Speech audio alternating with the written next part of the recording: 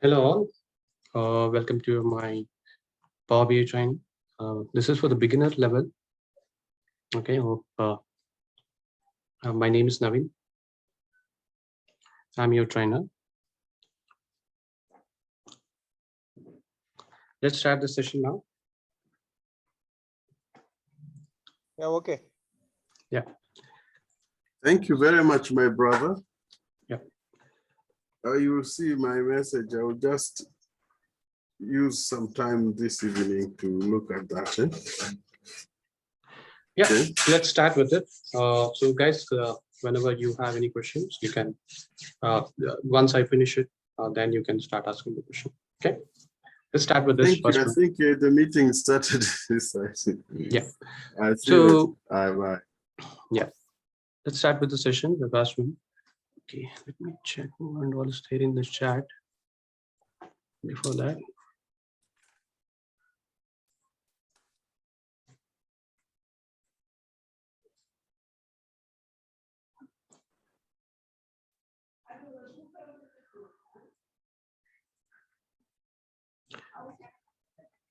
yeah.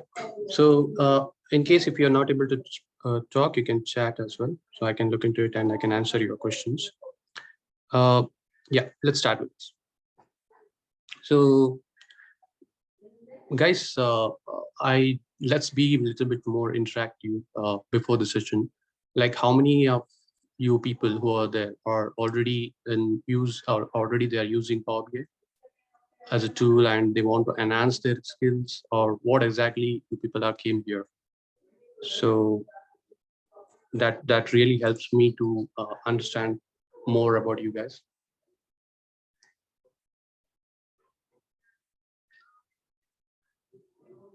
If anyone can answer, it's like this: is it your first time you're working on the Power BI, or is there any enhanced sessions, or like you people have a good working skills on data analytics part or anything like that? Okay, that's nice. Thanks, Avinash.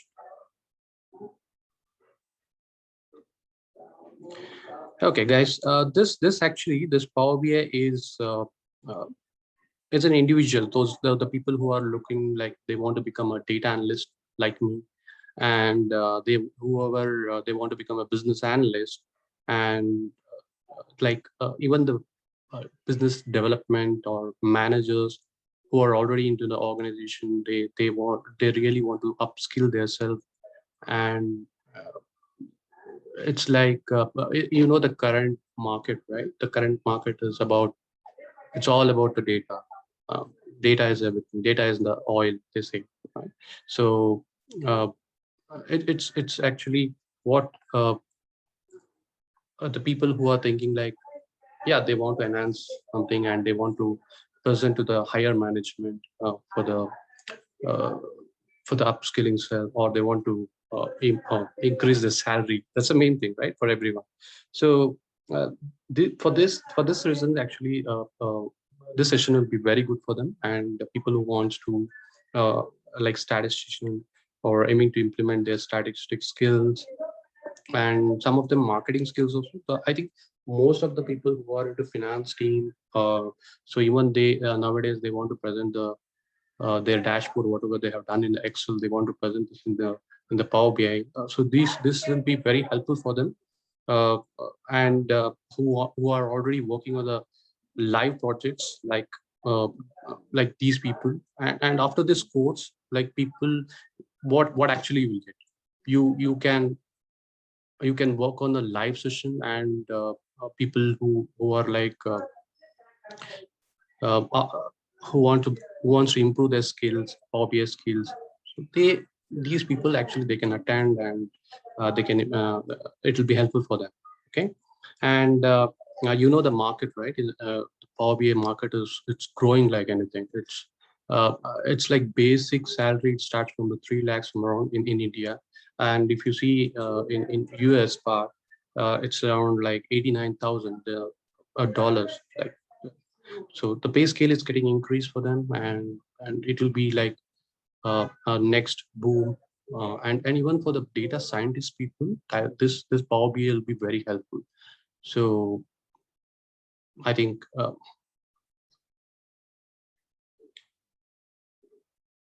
yeah, still I can see many people are logging in. Any questions on this?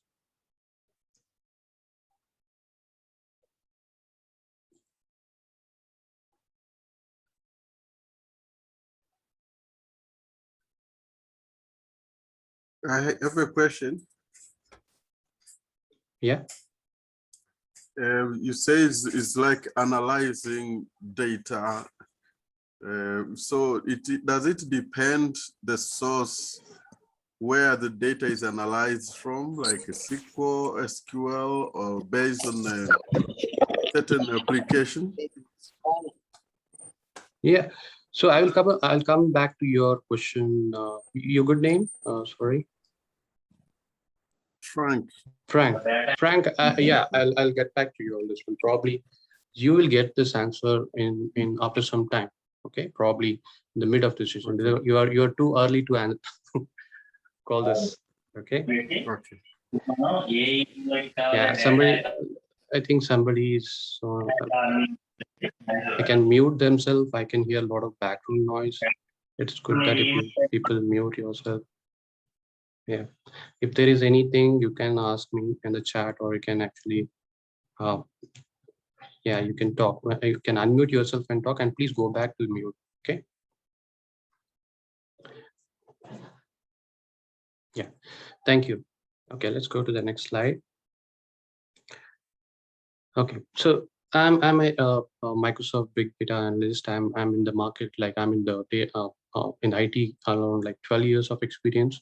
So I have already worked on multiple tools, not only with the Power BI, like even the ClickView, Tableau, some of them, and the backend developer.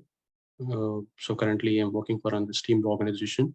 Uh, so I have an hands-on experience on the .NET, and as well the complete OLTP designing and data warehouse designing. So these are the sessions I already worked on it.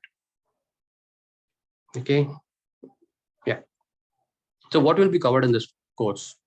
So I have just marked as a module wise. Okay. So thing is like you will get to know about introduction to business intelligence, and guys, like this is the complete information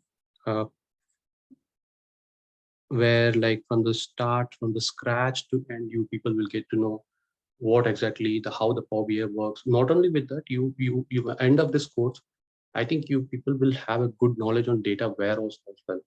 Those who really already want to be a full stack developer, this is guys, this is the training is for you guys. Like full stack in the sense like you will become a data analyst end to end, like from the data integration till the data visualization. So the complete information I'm going to give you in this course.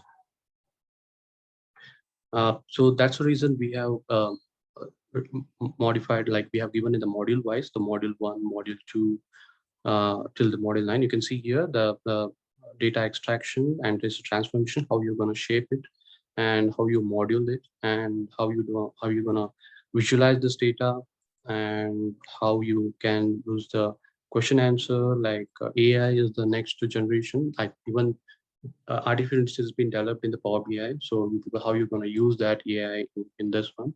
So even the people who wants to become an admin, like many of them, they want to become an admin for the organization. That is a really, if you see the organization structure, that's actually, we have the person who actually controls the gateways and all, and there's a full stack developers, and there's a person who actually maintain the workspace and all. So I think there are n number of divisions in the Power BI. So for them, it will be very much helpful. So I think those who've gone through with this course, they can crack any kind of interview as well. Those who are looking for a jobs, such kind of things. Okay.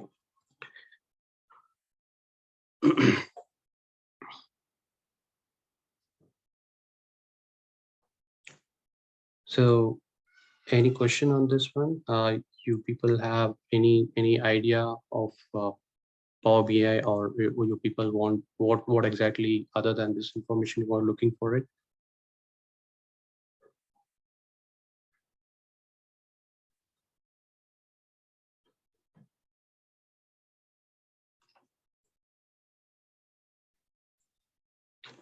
So let's give another 10 minutes. You people can ask some questions for me so that I can give you answer for it. So any sort of questions you were looking for it, or you people have come here and you want to know something. So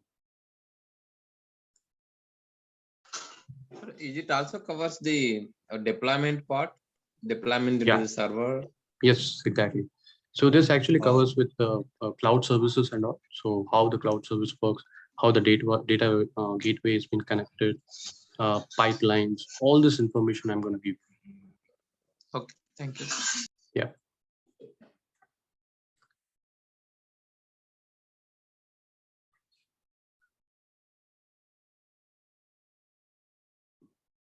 Yeah.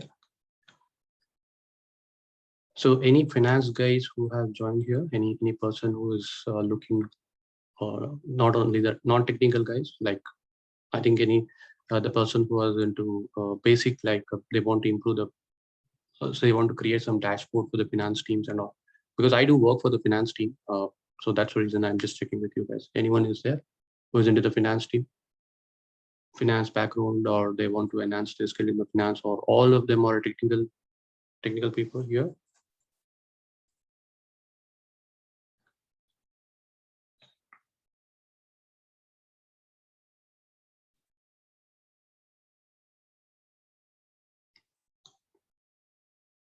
So like you also covered like how to propose the dashboards, different type of dashboards to the management, and the way they can summarize by just seeing it in a glance. So do you also explain Yeah, that to us in the training? yeah. So yeah, exactly. So what I'm gonna show you is like it is like the initial thing. Everything will be the how the Power BI works and everything. So later on, at the end of this course, I'm gonna give you some show you how the module works, how actually the higher management will look, and how the lower mid level and there's well. See, actually, when in the organization, there's a three types of layer. There's a top end, like higher management, mid management, and the lower management.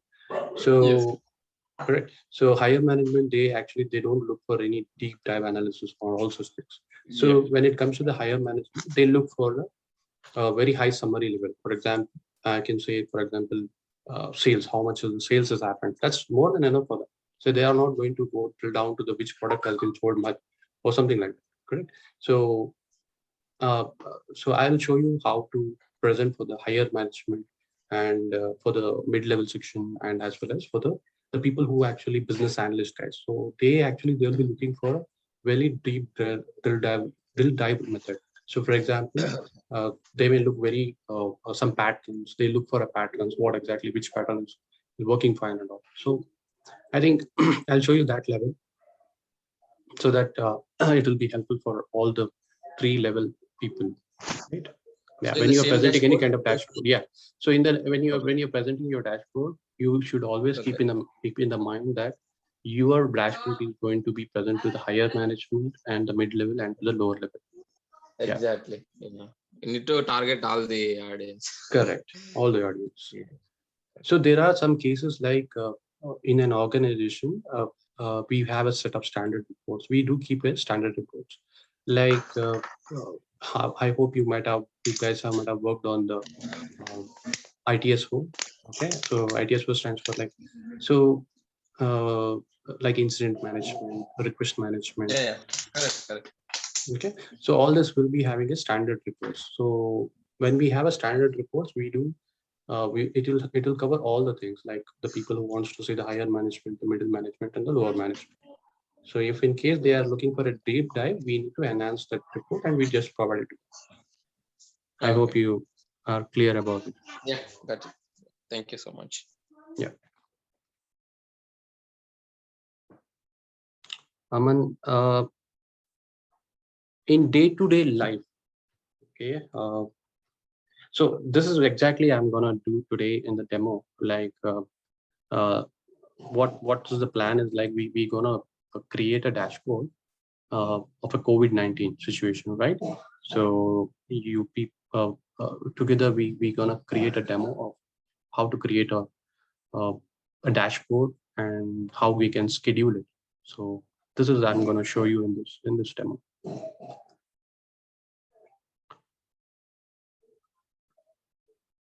So basically like How long is the training? yeah, this training is for another 1 hour of training. So let's go start with the next session. You mean if beginning to the end will be 1 hour or Yeah, a it's a week 1 or hour of something? session. Yeah, it's a 1 hour of Okay. session. Yeah. Okay, good. So in today's demo, it is a 1 hour session. So I think Amit can help you with what exactly this the course will cover and everything. So at the end of the session, I will show you the schedules. It's actually basically 2 hours of session. Okay. Okay. Yeah. Let's start with it. Okay. So guys, like how the evolution of business intelligence has been started. So the first self-service BI. So self-service BI, what exactly was? It was the IT to end user. So like there was they used to take a full stack developer and they full stack developer and he has to design and higher business management they were just looking into it. So that was the first way which self-service BI which has came up, and later on what happened, like when it goes to the second wave, they started hiring the analyst. So analyst to the business interface business interface and for the higher level management. So this was the second wave which came up. And when it comes to the third wave, so current generation, what you can see is like everyone can use the Power BI, right? Like business intelligence report. There are a number of business BI tools are available in the market, and everyone can do it. Everyone can use this tool. It's not necessary that only the technical people can it. It's like how they have done is like it's all about the drag and drop method. So before they used to write a lot of codes between it, and now it has been everything has been simplified.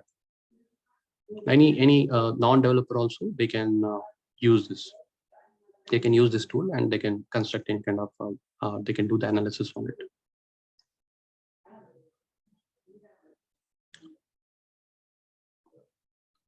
Okay, and let's go to the next slide. And you can see in the market we have n number of visualization tools. We have BI tools. So I think the major one what we can see right now is Tableau and the Power BI one, which have a big competition. So even the Spotfire is almost similar to the Tableau. Like if you guys have worked on any of this tool, I can say that Tableau and Spotfire is almost similar. There is no much difference. I worked on for Spotfire. Yeah, you will have worked. In that case, you might be knowing that Spotfire and Tableau it's almost close matches. We can show how the storytelling works and everything, correct? So but actually Power BI is slightly different from the Tableau. Okay, so even the ClickView is it's basically the coding language. You need to know some HTML and all. So I think guys you might be also have worked on Google Analytics. So that's one of the tool in the market right now. Yeah.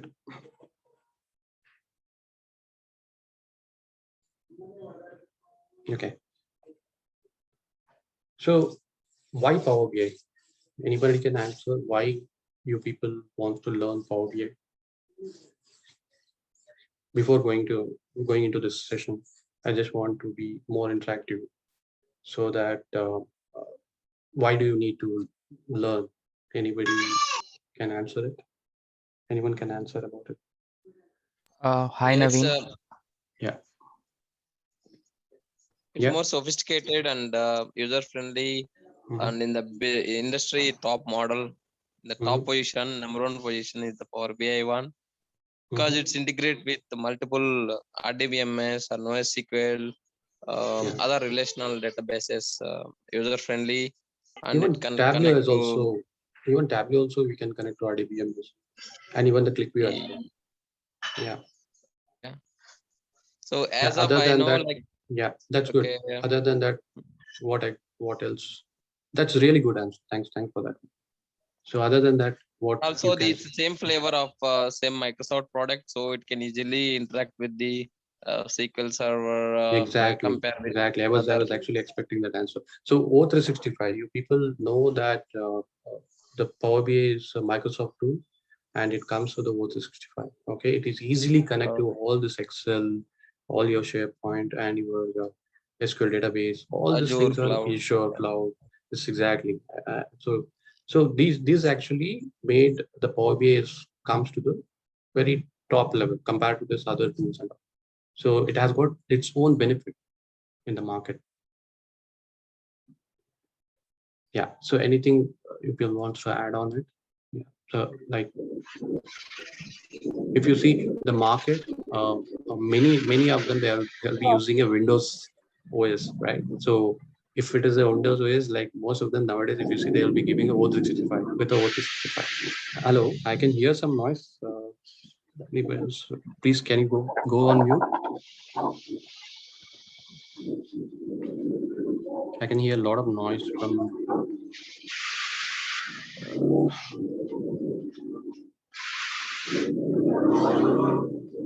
I can hear some background noise, something like. Krishna Pauli, can you mute yourself? It's coming from Krishna. Okay. Okay, let me mute him. Yeah.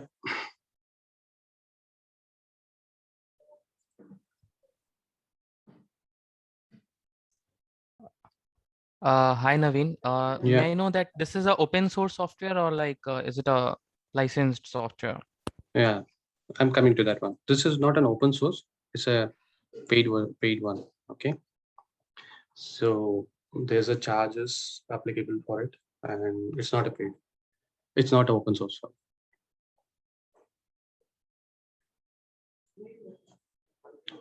Yeah. So let's come to the building blocks of Power BI. So what Power BI has it? So in the Power BI, we have visualization, data sets, reports, dashboards, and tiles. Okay. So if you see the Power BI or any kind of BI tools, you see, so you will have a data sets, correct?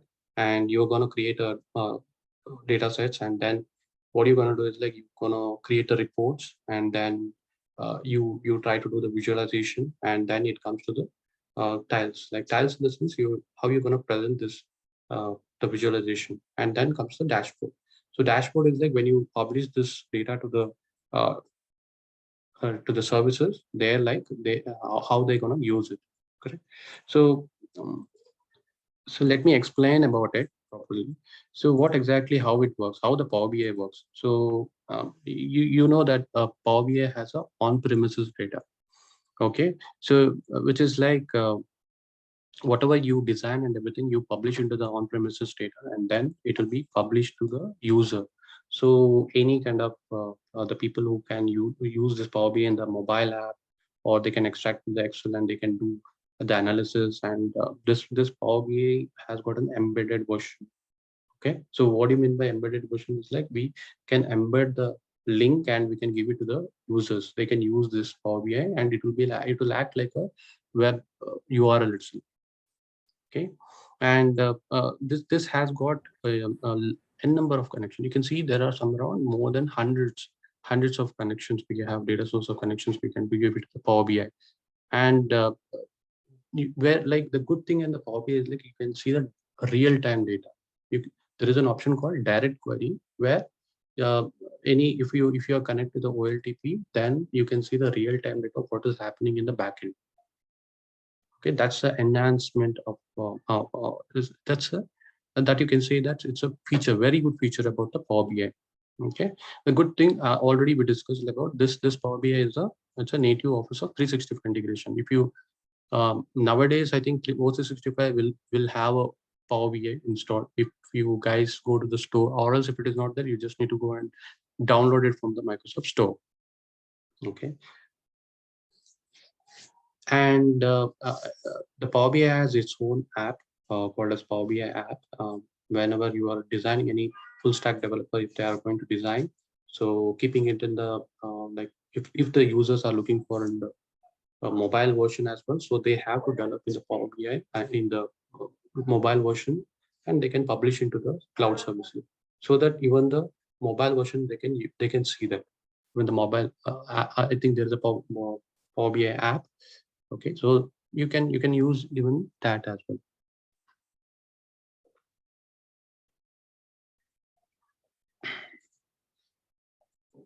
Okay, so let me talk about the pricing structure. How the Power BI Pro license will cost you around like $13.7, and if they are looking for someone who is like per user $27 for the. This is for capacities for the organization level, and this doesn't like Power BI Pro. It doesn't contains the AI, artificial intelligence, or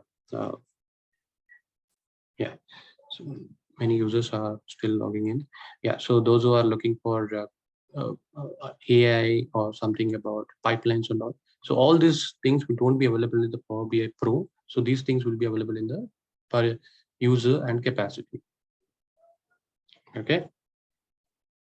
I think let's go to the next session. Sir, I have a question here. Yeah. Is that the price is related to per year or it's a permanent one? This is monthly one. What you're seeing is also monthly. Okay. Yeah. The right side one per user. Even the per both. This is organization and it's all monthly. Okay. Yeah. Oh, got it. Thank you. Yeah. Okay. So let's go with the Power BI architecture. So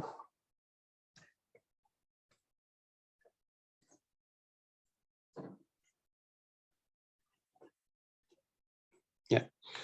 So what exactly you people are going to learn in this one is about data preparation. Okay. So you know, like data integration. You guys, anyone heard about data integration and data processing and data presentation? So that's nothing but in the Power BI architecture we're gonna learn here.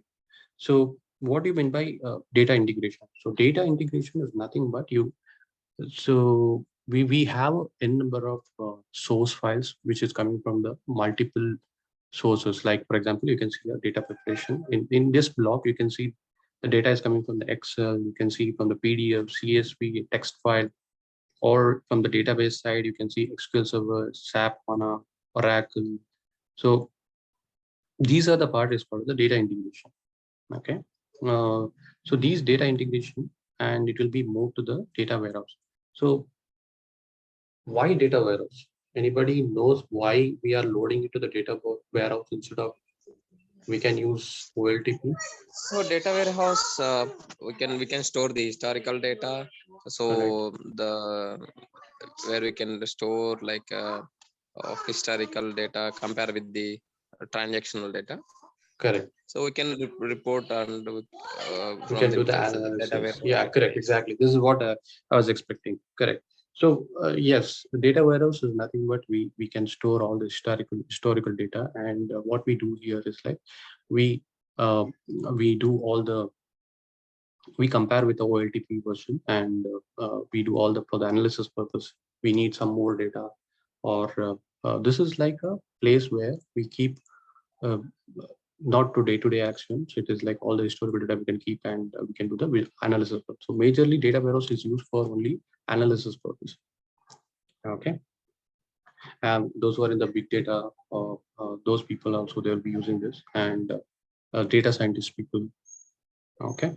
So this what comes with the data warehouse, where like the data is being integrated and it is moved to the data warehouse with respect to whatever uh, we are looking for it. For example, as per the business, they need some particular data and they want to move it into a data warehouse where like uh, some data types are very important when we are loading into the data warehouse, and what exactly which table needs to be moved, or we need to create a different table, or is it like the data which is going to come, is it really necessary in this data warehouse or not. So these are the things they do the analysis and they update in the data warehouse. And then comes the visualization.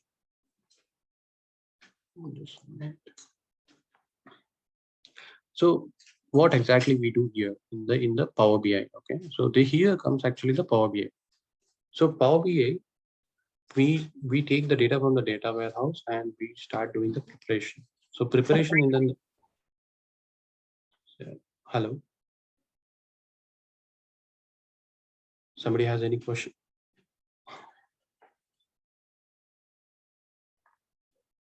Okay. Okay.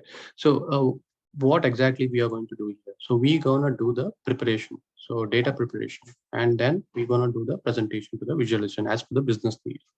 So preparation in the sense like we're gonna start doing the cleansing part, or like we are going to remove the all unwanted things, or it's particularly like according to the business we're going to create a data which is necessary for the business mode. Okay, and then it will be moved to the business. It will be presented to the business user so that they can take the decision accordingly.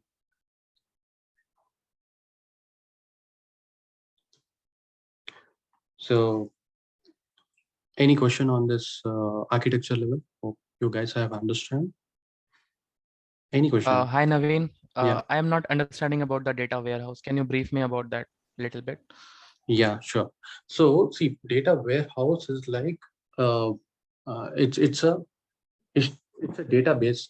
It's a database where actually we can dump all the data. Like for example, as I told you, we have a n number of sources like SQL Server, Oracle, or we have a Excel, text. All this data. What we're gonna do is like we're gonna keep it in the data warehouse, and day-to-day action we're gonna data can increase, correct? So it's nothing but we're gonna keep all the historical data on it. Historical data in the sense like, see, for example, we have a data from 2017 or 2016 data. So which actually we don't keep it in the OLTP version. Okay, OLTP is nothing but we have a live data. So we don't keep all the old data over there. So we try to move it to our data warehouse, where this will be useful only for the analysis purpose. Okay. Okay, so I can summarize it as like a collection of a large set of data, right? Yes, exactly. Large set of data. So here, like people, they use as a denormalization. Okay, it can be a denormalization version where they use a star schema kind of things to build this complete data warehouse. Yes, exactly. Anybody has anything else? Yeah, I have one doubt. What is the normalization and denormalization? Yeah. Good question. So normalization stands for example, you have a data. Okay, so you have a data in a table. You think you have a table. Okay, so in the table, I'll make it as simple as possible. So you in the table, there will be like a lot of you take about a table which has got in the college. So it has got a lot of duplicate records. Like for example, duplicate records in the sense, what I mean to say, a student who is in the class or in the class 10, or he is studying in the class 10, he has a this particular teacher who is chemistry, biology, or something like that. Everything we're gonna keep everything in a single table. Instead of keeping everything in a single table, what normalization they does is like they make it as a different table. Like for example, make it into small pieces. So to avoid the redundancy, it's nothing but to avoid the redundancy, we try to create a different table so that we don't need to we don't need to insert every time the same data into the same table. So immediately there will be like 1NF, 2NF, 3NF, this kind of that they're gonna separate it. They're gonna make us different tables, small tables, and they're gonna update the table. So the normalization basically to be used for the OLTP, and denormalization is like it's okay to update in the it's okay to keep in the same table which a lot of duplicates involved. So that actually stands for the denormalization. So for example, you know how the database works, right? So for example, you have a unique ID and you have a separate, for example, you take a product table and which has got a product and product ID. So that has been connected to the main table, which is like a fact table. So 1 or 2 fact table we can keep it, and then all the rest all the tables we can keep as a dimension table, so that whenever we need we can directly pull it and give it to the it can be used as a transaction method or anything like that. So denomination is completely a different way, where like they use a single table. It is okay to update all the duplicates in that. Hope I am answered your question. Yeah, yes, sir. Thank you. Yeah. Okay, let's go to the next one. So this is how the Power BI personal mode works. So what do you mean by personal mode? In the sense, like we're gonna take all the data from the different sources and we're gonna keep it in the Power BI. We gonna do the preparation and everything, right? And this will be moved to the workspace in the services side. So I'll show you that exactly what is happening.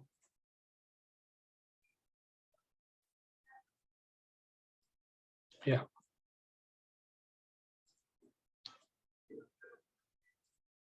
Okay. So guys, let's see. This is what the app source works. Okay.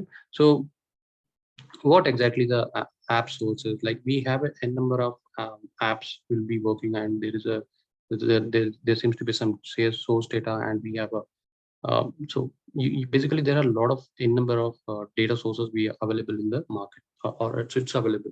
And what you're gonna do is like you people have to design some data. You're gonna design some reports to the higher management. So what you're gonna do is like you create the report by using queries. For example, if it is in the SQL database or if it is in the Azure, and all, how you're gonna pull the data? You're gonna write the SQL queries or Oracle queries or something like that, and you're gonna pull this data into the database or data sets. Okay. And for example, if it is an Excel, we can directly connect to the Excel. If this Excel is available in the SharePoint, you need to connect to the SharePoint and then extract the data and keep it in the data warehouse. Sorry, it's in the data sets in the Power BI. Okay. So accumulating all this different source of files, for example, I told you from the SharePoint, sometimes it is from the SQL database. So all this accumulating all this data and putting into the Power BI. So Power BI is actually in use memory. So it has got its own memory data. So you can keep the data in that one, and you can analyze it. You can do the analysis. Okay. So this is how it works. So here, like we take the data and we start doing the development, and then we directly publish it in the workspace, and then it will be useful. And this is how the a personal Power BI personal mode can work. So for example, me and you people, we work in this way. But what about like in the organization? How actually they work? So I'm going to show you that one, how exactly organization level works. So in the organization level, so you people are going to write the same way, like writing the queries or pulling the data from the SharePoint or from the some other way, or anything, any source file. You're gonna pull the data into the Power BI, and then what you're gonna do is like you publish into the workspace. You can see here there's a common workspace will be available. All the complete different sorts of developers they'll be sitting, and what they do, they update. They update in the workspace. There are like n number of reports will be developing the different developers, and they publish into the workspace. So actually, who actually does this workspace? So workspace will be designed by a admin. Okay, there will be a person called as Power BI admin person who actually creates this workspace and give it to the developer. Okay. And how when the developer starts updating in the workspace, it becomes a n number of reports over there with the data set available. And then this will be published to the app. So it creates an app in the Power BI, and this will be published to the user. So end of the day, what we're going to show is like we're going to show the app for the user. Okay. And what is the enhancement? What exactly we is useful in the app is like we have a a dashboard, alerts. You can see the alerts, and you can use the subscription method, and you can actually download the data. So all these things will be available here. Okay. So any question? So basically this is very important, guys, because this is how the organization work. Okay, like anybody asks you some questions about like, hey, what exactly, how many workspace there are? So I think you might be in the interview question, they might be asking you a question like, how many workspace you have developed or something like that. So if you are in the organization, you can just tell them, no, I have not created anything. There is an admin who actually creates this workspace and he gave it to us. So we just publish it, and there will be a controller who actually publish into the apps.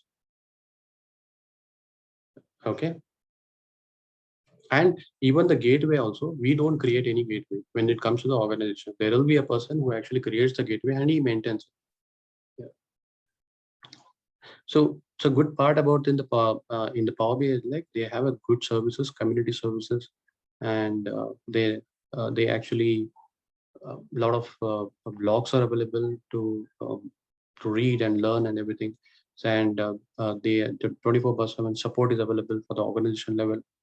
So and currently their market is like it's going up like anything. Yeah,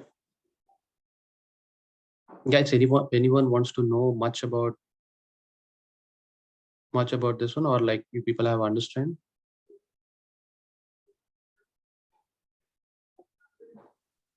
Yeah, we understood. Yeah.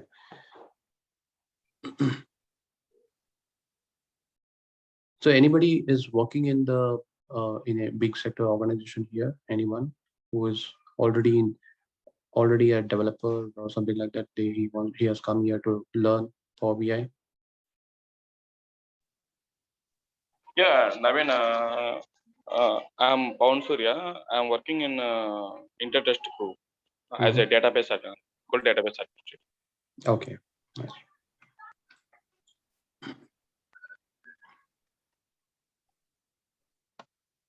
Yeah, myself Chakravarti. I'm also working as a SQL DBA. So working for US client. They want to, in future they want to implement the Power BI. Yeah. Okay. Yeah, I'm going to show you how to connect directly to the SQL database and how to pull the data. Yeah, that will be added in this course. Hope you guys are clear about this architecture. Like, yeah, let's go. Yeah, Naveen, in this course, Power BI administration part also will be covered. Yes, it will be covered. Okay, yes, it will be covered. Yeah, sure. Let's do one thing, guys. Let's jump into our tool so you people can learn something. What I have told something like so it is good to have a hands-on experience. What I'm going to show you like today, let's learn together, and we're gonna design some dashboard and how exactly we in the corporate they work. So I'm gonna give you a session on it.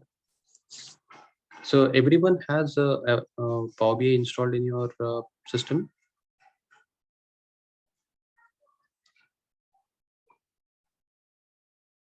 Yeah, I have installed Power BI on my machine.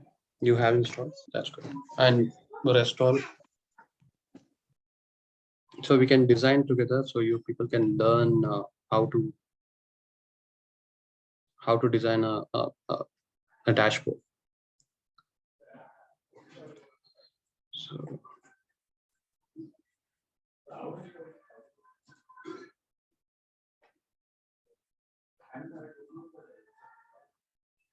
I have not got any answer.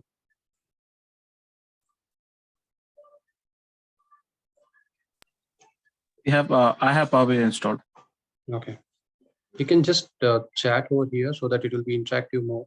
If I am like I'm talking myself, it won't be good. So you guys just ping here if you guys have installed Power BI in your system. It is just say yes or no, something like that. It will be you guys gonna design a dashboard now right in front of me so that everyone will have a little bit of knowledge what exactly the Power BI is and how cleansing or integration or servicing happens, or nothing but it's called data profiling.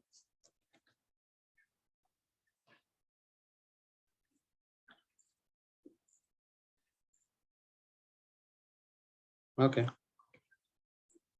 let me share my screen.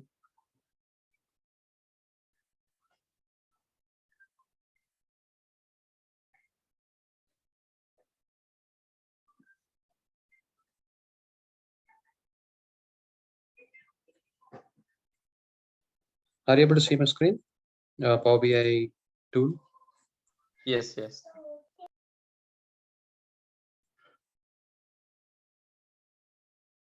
Okay.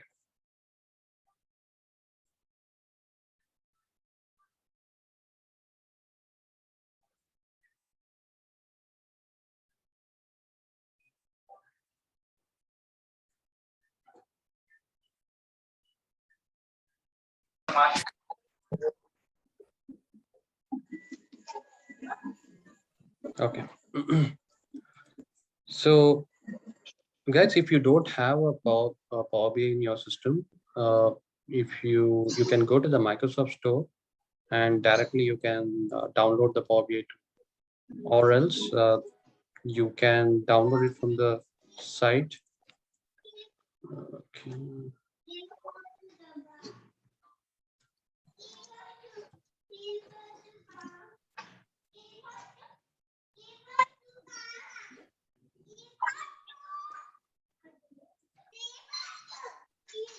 Yeah, so I'm gonna ping you this tool link. So anybody is looking for the link, so they can use this one. Keyboard లేదు, keyboard Nani వాళ్ళ ఇంటికాడ ఉంది కదా, ఇక్కడ లేదు కదా, తీసుకొని వస్తా.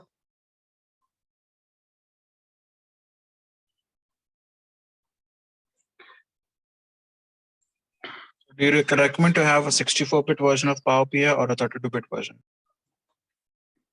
So it's 64-bit. I think most of the system people are using 64-bit. No? Okay. Yeah. So here in today's session, what I'm going to show is I'm going to show you about COVID. So I think generally everyone know about COVID data, right? So let's see let's build a dashboard using the COVID data. And I think there's a website. Okay, people might have know about this website called as Voltometer. I'm gonna ping you in the chat.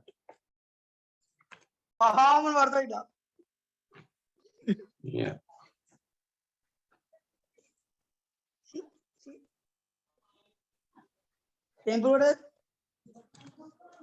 Guys, please go on mute if you are.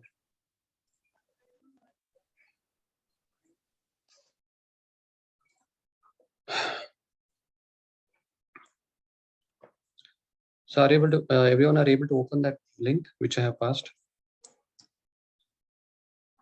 Anyone can answer me. That's more than enough.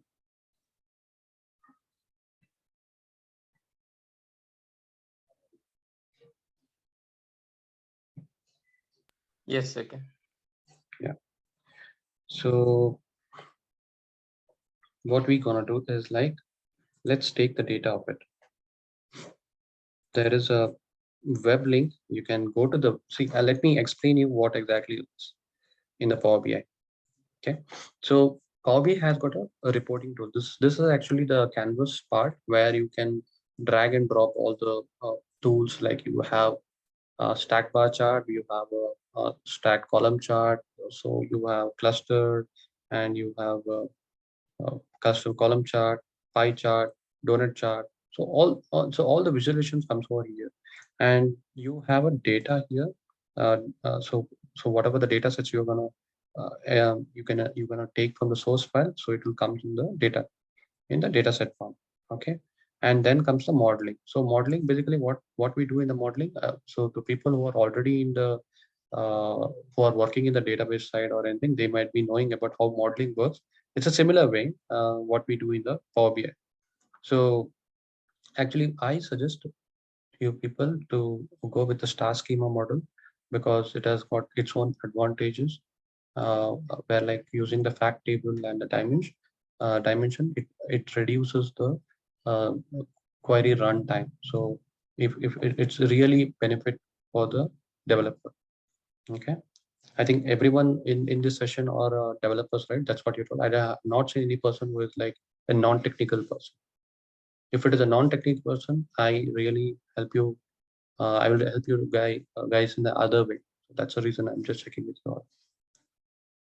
Anyone is there who is a non-technical guy, like from the finance background or someone like? I'm from a technical background, but I am not. I'm familiar with database engineering or administration part. Yeah. I know Okay. a bit of databases, how to connect to databases, and maybe a bit of SQL queries and all. But yes, I'll consider myself a novice in the database sector. Okay. Okay. No issues. No issues. Okay. So, okay. So let me give you something. So what exactly is this tool is? So when you download this tool, there is like inbuilt sample data is available. When you click on it, you get a sample data, and we have a query editor over here. So how the query editor comes is like when you get the data, so then only the query editor comes up. So that's where the part starts. That's where the preparation we have to do. Okay, let's start with the basic thing. Okay, so we gonna take this as I explained you in the data architecture, like Power BI architecture.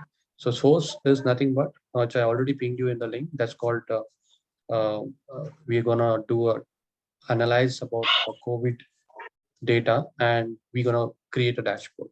Okay. So guys, what you have to do is like you just need to take the link and open the web link. Okay, and paste this URL. When you paste this URL, click on OK.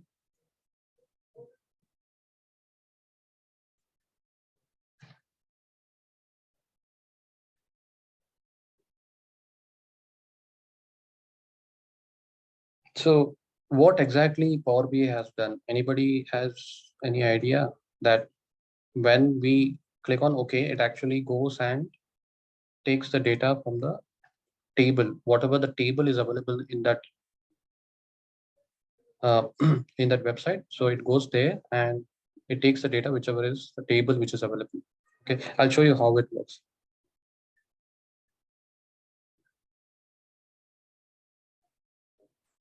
Just a minute, let's it load.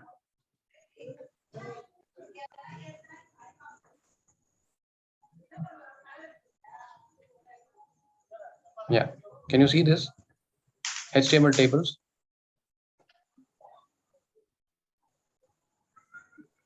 Yes.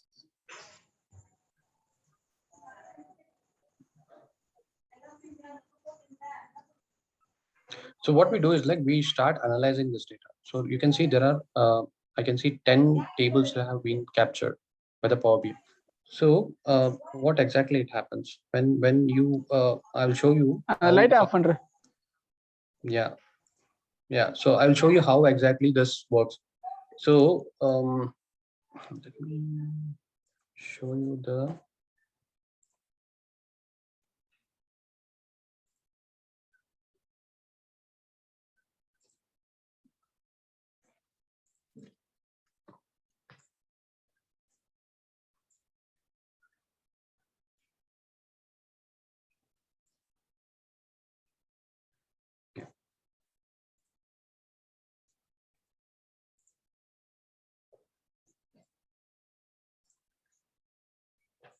Are you able to see my screen?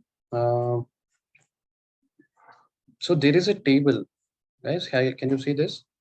In this the voltmeter which I have shared with you guys. So it's a live data where you can see what exactly how many cases we are getting for the COVID. So this is how you people have to learn the analyzing. It's like there are so many data available in the market, and you just need to be there are like in the GitHub also is available. So start doing the analysis, just download the data, and you can start working on it. So based on that, some added things and all, it will be like, that's how you people will learn the things.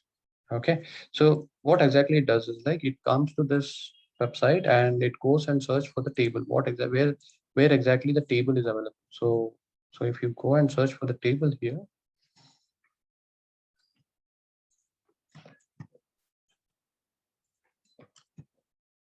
see, you can see the tables which is available.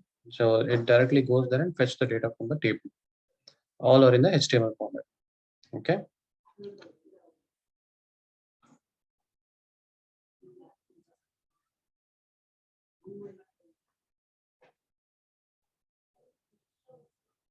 Okay. So it has pulled the data here. You can see when I try to load this table, this particular table one. So you can see there's a data which has been loaded. We don't know whether this data is proper or not. And just check whether like table one has the data, and let's go. You can see there are country, other, total cases, new cases, total deaths, new deaths, total recovered, so new recovered, active cases. So many columns are available now. So let's go and see in the table two what exactly is there in the table two. So if you see the table two, yeah, so I see the same columns, everything correct. They don't. It's not like it doesn't have any extra column which has got other, which is similar to the table one. It doesn't have anything extra, so I don't think so we need this particular table. So that's why we can directly go with table one. So let's check with the table three as well. Well, if it is having the same column, so I think we can just load table one. That's more than enough. So that is how we do the analysis. Okay, we can see it's almost same. Are you people are able to pull the data, this particular one, in your Power BI tool? Yeah, it's loading for me. Yeah. Okay. So what you do, I think table one is more than enough, so you don't need to do. So you have a two option, which is like load and transform data. So what exactly the load works? So when you click on the load, it directly loads the data, whatever the it thinks that, so it is already been prepared and you just use it. That's what called as a load. So transform data is nothing but you're gonna prepare this data. Okay, prepare in the sense like, you see there are null values are there, and a number of null values are there, and data is not properly uh, cleansed. Okay, so for that's the reason what I'm going to do is like, I'm going to click on the transform data. When you click on this transform data, it goes to the query editor.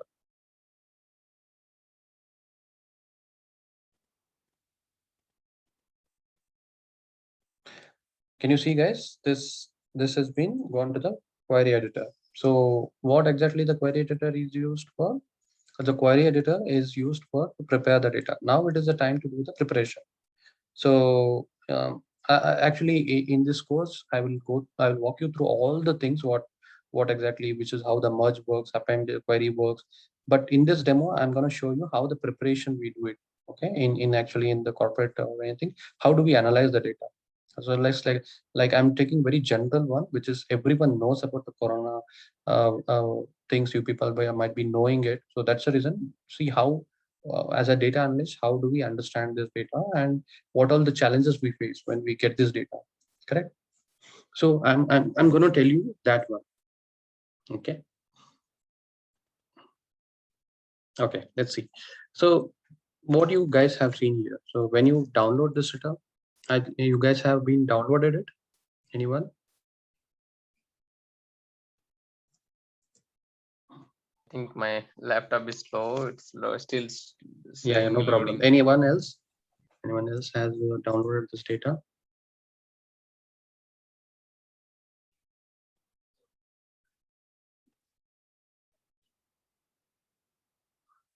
That's okay. So I'm going to show you how we're going to prepare this data. Okay. So here, when you see the column one, okay, there you can see there are null values is available, and this is called as the data type. We're going to prepare the data type now. So if you see, there are like text columns, and you can see this is numbers, and new cases is nothing but it's all in the number cases. That's fine. we are not going to touch with which is already been converted, which Power BI understands and it converts by itself. So it's a change state type, where you can see here, these are the different change type we're going to do, and it will try to understand. Okay, and then comes the total. You can see the total that's already been converted. So it's already been converted to the whole number. So I don't think so we need this to be converted. So what we do is let's understand what exactly how. So Power BI has an option called we have a monospaced, and there is a column called column quality. So by using this one, we will try to understand how the data quality is. Okay, so what exactly is this monospace? I think you people have, if you guys have installed this Power BI, just go and check in the option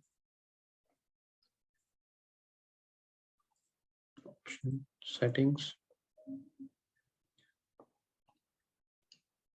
in the Power Query editor. Just check whether you have checked box this display preview contents using a monospace font. So I'll tell you what exactly it does. So basically monospace is nothing but which all the data whichever is there, it has got some space or anything, or it is not properly aligned. So for that reason, if you click on the monospaced, all the data will be like it will be converted into a single format. So that is why you go with the monospaced. Okay, and when you there's an option called column distribution. How you people are able to see the column distribution, column profile, column quality. I'll show you how exactly this works.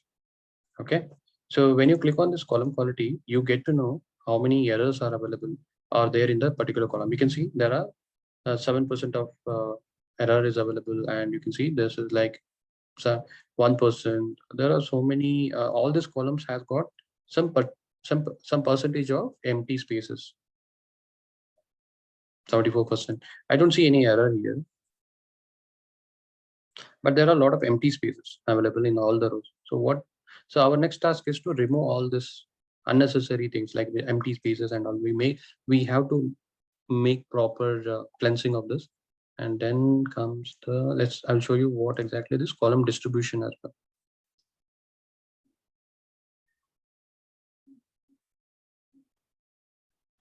Yeah, you can see the column is distributed around 223 distinct values, and out of 223, you can see 222 unique rows are available.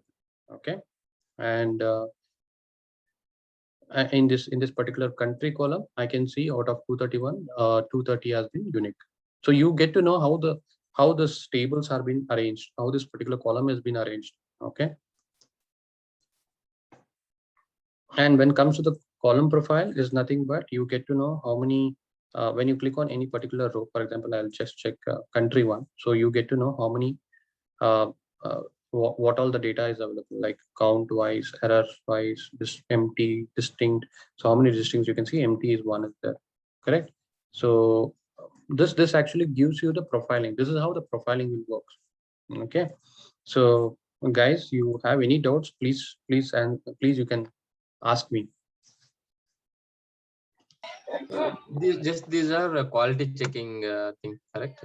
Correct. Yeah. So what I'm doing is like all other quality checking. Yeah, validating this data. So when we walk through this data, if you see here, you people, I think you people have, if you people have worked on database side, you might be knowing index, what exactly the index is working. Correct? Anybody is there? Yes. No? Indexing. Yeah. So nothing but the primary key. Another way I can say as a primary. So here I can see this particular hash column. I will consider it as a primary key. Okay, it's nothing but the indexed column. So indexed. So I'll walk you through about the index also. What exactly the index is? Index is nothing but if you take your book. Okay, in the book in when it every book has got an index. This particular chapter has got this particular pages, this particular page, and this chapter is there in this particular. That's what called as index. Index is nothing but it's a row wise. We'll understand where exactly which column has been stored. Okay, so similarly here also we have called as index column. See here. So what I'm going to do is like I'm going to click on this filter, and I'll uncheck this null. Why? Because if you see, if I select this null value, what it is showing it here. It's all about the total world, Asia. So it's all about the continent. It is not showing based on the country, correct? So that is the reason. What I'm going to do is like, I'm just going to omit this data. So I'm going to remove this and click on the others. Perfect. Now you can see the data is only about the country. It's not about the continent. Okay. So our next task is to, you can see here null values are available, correct? What we're gonna do is like, we're gonna change this null value in the total cases. If it is in the total cases, sorry, somebody is talking. Hey, Venkat. Yeah. So what I'm going to do is like, I will change this null value into 0 numbers. Why? What is the reason behind doing it? Anybody can answer? I'm So just it's showing changing in the this. blank instead of showing in the blank. So we show Yeah. it as the 0. Null. Instead of null, I will show it as a 0. That's all. Correct. In a Okay. question here. Yeah. If we take an example of these index column, or I will say the primary key column, we have filtered the null values. Just an example of maybe a certain database where the data which is pulled in a table may have certain values which might not be interpreted properly, like an SC character or some character which might not interpret properly in a database, and it may either show a blank value or a null value. So do you think it would be wise if we replace it with some other values in the serial number column, or just omit that? Because you'll never know that that particular row may contain some beneficial information as well. What do you suggest? So yeah, exactly. I'll come with that one. So what exactly my point was, so when you see this data, so what was the plan was,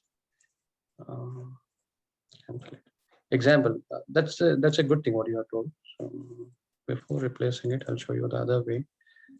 Yeah. Okay.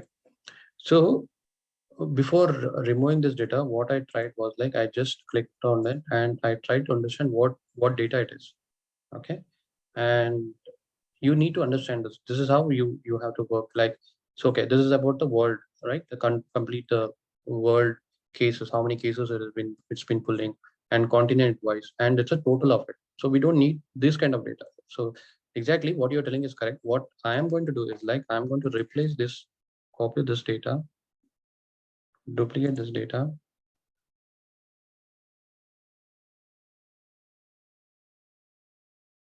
Yeah, I'll keep it this side.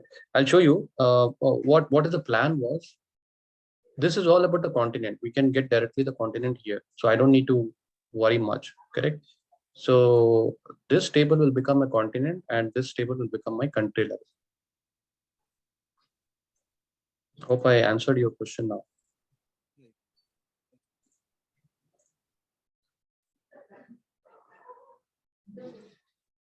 Now you got it. Like, why did I remove this particular one? So the plan was like, if you understand this data, this is actually about the continent level. It's not about the country level. So we don't need the any data which is about continent level. Hello. Got it. Aman. This is Aman, right? Alok. Yeah, Alok. Sorry. Hey, Alok. This is how the this actually it works. Okay. So basically you have to understand why do I. So the thing is like, what you're told is right. Like, we cannot skip all the data. So first of all, we have to understand what exactly it is that. So if it is related, before removing it, I try to understand. So this is about a continent level. So I don't need a continent data in a country level data.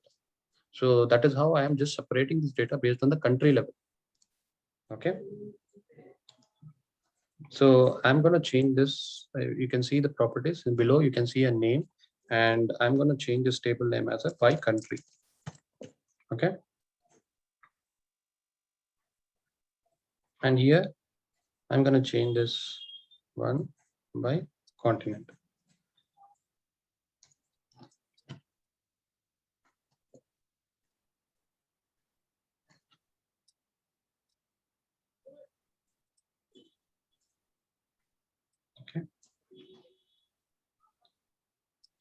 So you can see there is total recovered. Even this is not in a proper shape, and I'll convert this to the whole number. But if you see here, there's an error is coming up.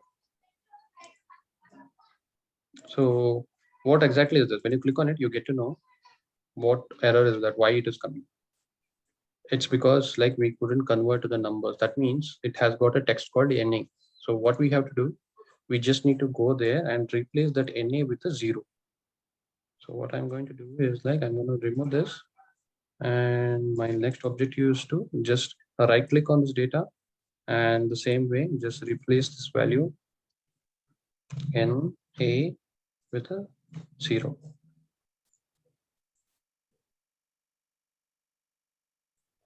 Correct? And convert this to whole number.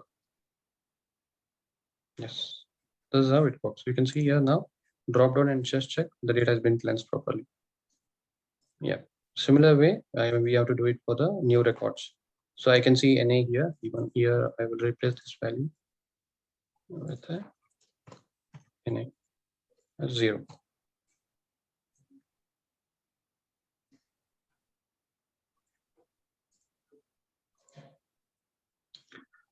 And convert this into a whole number.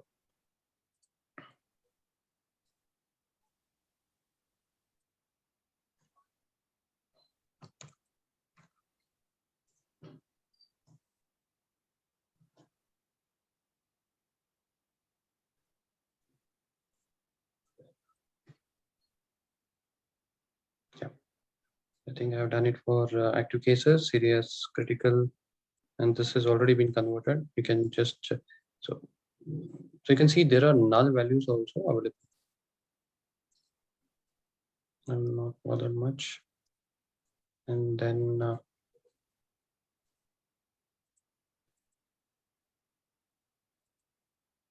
continent. So rest all like columns, it is it's just pulled, like it is thinking that some data is available. So what we gonna do is like we gonna remove all this column.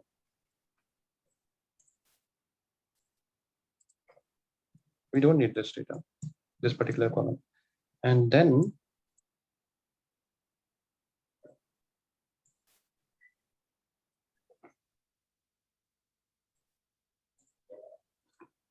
I'll make this as a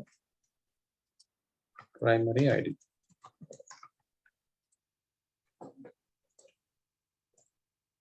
So our by country data has been ready now.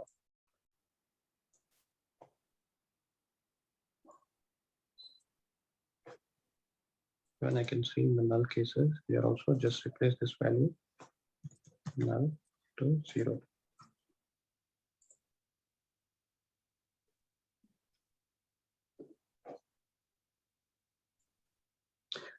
It's a standard way of practice, guys. Like you will not end up in some when you pull the data, you will not find any kind of issues. Okay, it's really good to convert all these null values to a digital or numbers or something like that. Okay.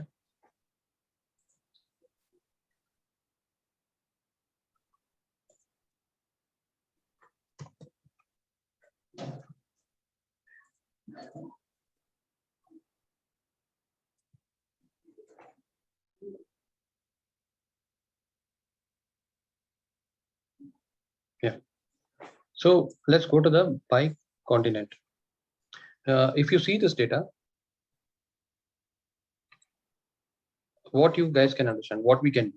So anybody has any idea, like what all the rows we can keep and unnecessary we can remove?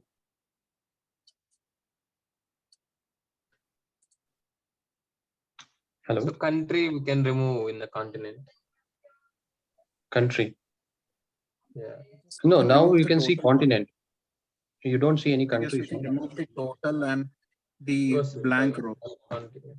Correct, exactly. So based on the, I'll go directly to the continent here. So I don't need all this data. There's unnecessary column, we can remove this. There is a column called continent. You can see here, in this continent, try to understand, there is a all Asia, Europe, and all. So what do you mean by all? All stands for, if you, I'll just move this to the beginning. Let's understand and compare, and we'll try to remove it. So this is null. We don't need this. Yeah. You can see here, all stands for the world. Okay. So this total is nothing but North America total and Asia's total, South America total, and Europe total. So Power BI has its own DAX functions and all. We can do the calculation values and everything. So we don't need this this total. So why do we need? So we don't understand this, right? It's already been calculated. We don't need this. So just remove this total. I'm gonna remove this world and total, and even the blank also we don't need.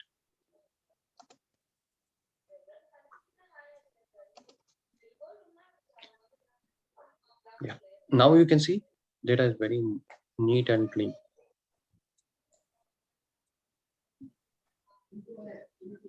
So guys, don't do a double work. For example, what I did was, if you see here, some easy method I will show you. Okay. So why did initially somebody Alok or something has asked me, you should not remove the data. So there are some techniques I'll show you where like easily you can avoid double work. For example, why double work in the sense, when I go to the continent, I did all these things, right? And once again, I have to go back to new cases or this blank value. I have to remove all this null, convert into null values, or those things I have to do. For example, I'm telling I don't see any of the null here, but it's a double work, right? Instead of that, what you can do, I don't need this data. I have already a cleansed data by country. What I will do, this has already been cleansed properly. You can see the numbers and everything has been properly cleansed, but still some of them are, you can see null. You can replace this with the 0.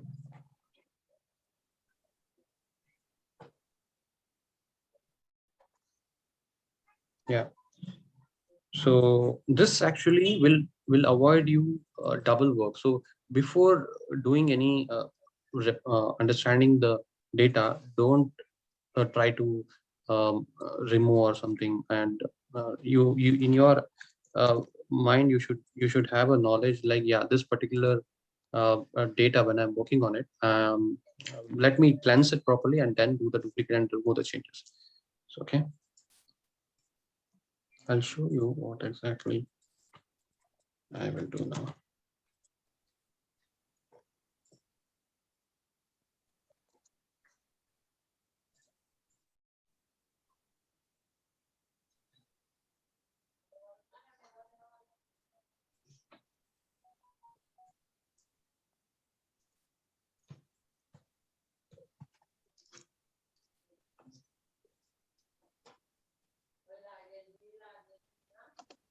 So anybody is working together with me, it will be really good.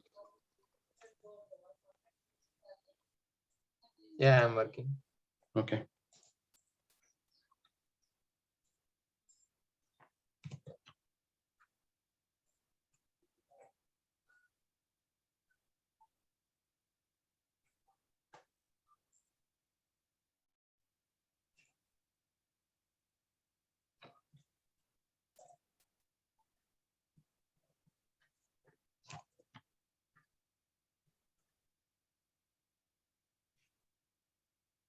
Yeah, so our data is ready. What we have to do is like, we just need to copy this data now, duplicate this data, and you people have done a filtering, right? Where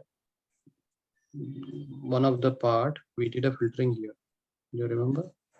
Like I just clicked on the null value, remove the null value. So now what I'm going to do is like, I'm just going to replace that value with the null. So it will become a continent now.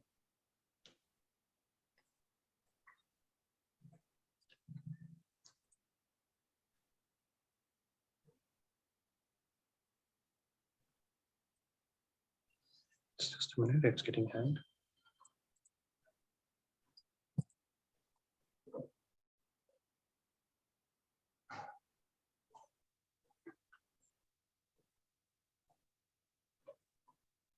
Yeah. So here does not equal to null is there. So what I'm going to do is like equal to null. and I click on it.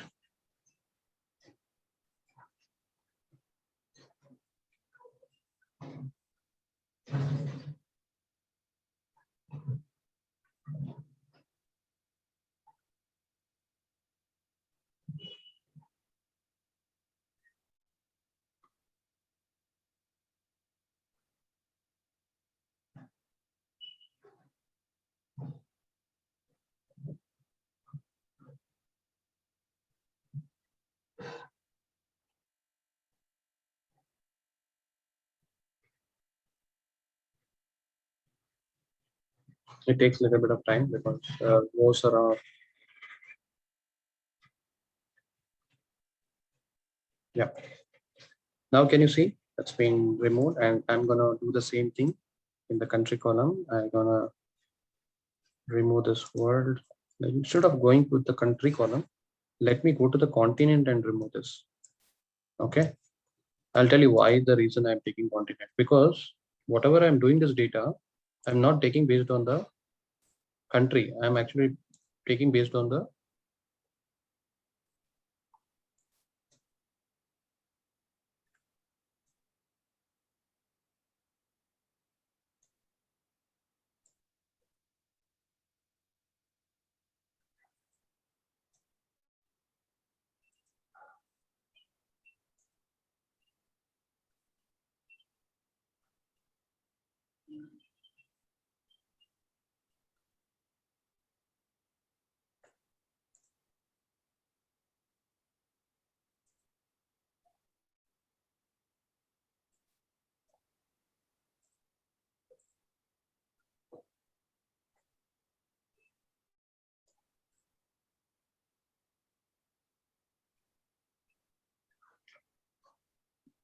okay.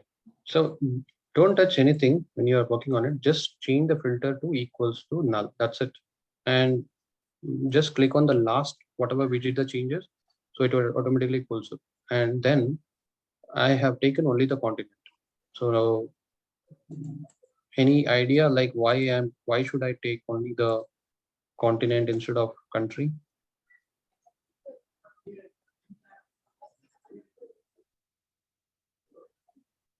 Hello.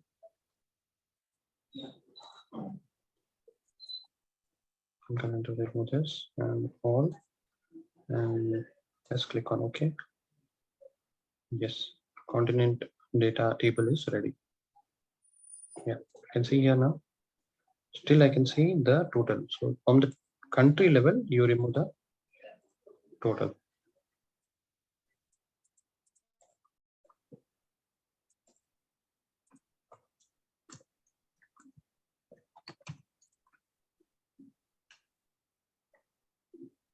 Yeah, you can even do the changes here as well.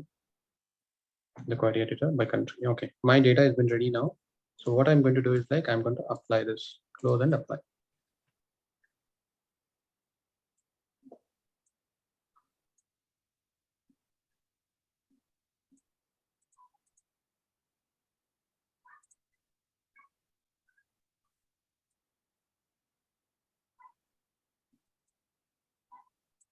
Unable to get this continent one. I'm in table 2. Table 2. Okay. Yeah, which one I need to filter? I'll show you. I'll show you. So if you are in the continent, before that, have you done the changes in my country? In the by country, there is Yes, I did. Okay. So it's there in the last column. Go to the end of the table. You can see by continent. Just move it to the beginning. Yeah, continent is there. Yeah. Just move that to the beginning. Move it to beginning. Okay. Oh, so this it will column. come. Yeah. Move that to the beginning, and then what happens? You can see together. So you can understand the data. So here, what I'm trying to do. So continent and country is there. Okay. So before doing this, guys, what you do? You have option. Okay. This is the data set. Now the data set has been ready. Okay. So what you do? Go to the edit query and then see in by continent. I don't have any primary key, but I have it in the by country. Correct. So let's add a primary key here. So add. Go to the drop down session. You can see in the corner there is a column called add index column. So let me start with 1. Yeah, so it is available now. Like you just need to move this to the beginning. Yeah, you can see here, this is my primary ID. Index is a column which has become my primary ID. So I'll get to know how many rows are there. Okay, the reason behind why I kept this. And then click on close and apply.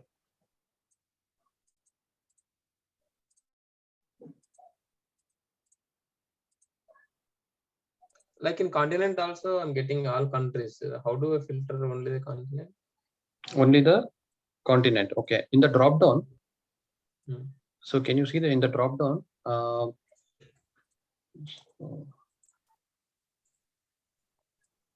In the country drop down, I need to select world. Yeah. So here, when you go back to this, when you click on the drop down in the country, Okay. you can see all. In the continent, you can see all. Remove that all, blank. Yeah, blank I remove. Yeah, you can see here, okay. This is what your data looks like, I believe, if I'm not wrong. Yeah, exactly. Okay, so just remove again when you in the continent section, just remove this all, uncheck this all, blank. Yes. Click on OK. Okay. Okay, and then what you do, go to the country level and then remove here total. That is more than enough. The country level total. Okay. Yes, uncheck the total. Sure.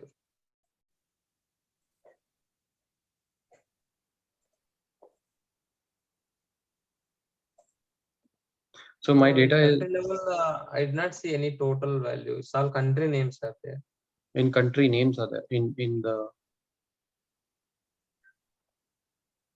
I didn't get you. Sorry. Come back. Is in the column. Yeah, country other column. I did not see total the total value. Total, I think you might have removed. Just go to the first step. You might have removed already. Total. Okay. Okay. You might have removed in the before filter itself. So just check whether your final data should have only the 6 columns. That is Asia, Europe, North America, and South America, Africa. No, Yeah. So I have many records like countries. How many? Many records like countries only. It's not many records. Okay, you have to do like this. Go back to this. Just remove, uncheck. You can remove this. Okay, you don't need to worry. What you do, just uncheck this whole thing, whatever you have done, till the filter, and redo it. Okay, sure. So I'll show you this. So what I did is like I just reordered this, and you can understand this. Add index. Okay, filter index similarly. And see, guys, one more thing. What you have noticed here, I have a duplicate column. Correct. There is a continent and the country also. So I don't need this country column now. So I will just remove this duplicate column. I'll keep as a continent.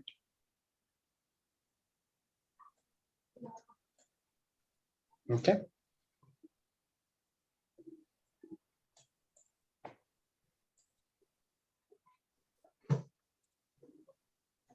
Hope I am clear. Navin, can you also give an example how you set up the index value again? Yeah. So what you have to do, go to this by continent. You can see in the corner, there is a table kind of thing. Just drop down this, and there is an option called add index column. A sign like a logo, table kind of logo. Just click on it. You can see a add index column, and click on from one.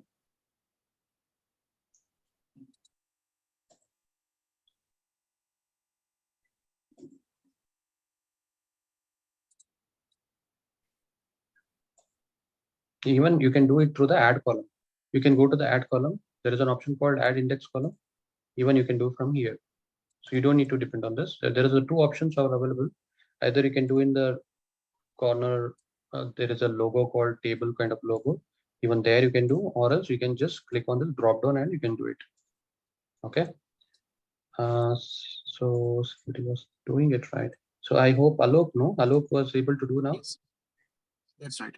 There's one other thing that I noticed in my database. I have a column called alt. I guess you have removed that row Yes, from your remove that all. view, right? Correct. Remove that. Guys, if you do together with me, I think you will have a very good experience on this one.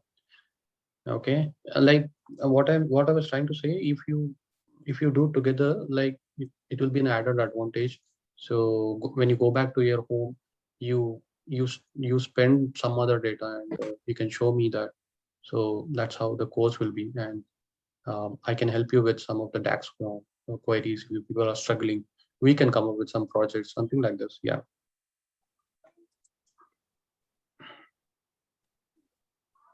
So do along with me, it will be very helpful for you to understand where exactly. So many things, like tool is like, it will be n number of informations will be available. Like many things are available every day. It is getting updated. The tool is like, if you see every week in the community, there will be having an enhanced version of this. So you may forget if you go to some multiple things, you may forget. So it is better like you go do this work and you will get to know so many things. You try to ask me or something like that. You will get to know what all the columns, what with particular condition you can use. See, for example, I told you this index column. It is here as well as in the add column. So many options are available here. So it has got its own functionalities. Okay. So once it is done, so guys, please click close and apply. So you will have this data ready. I hope by country you will have 6 columns, and let's see the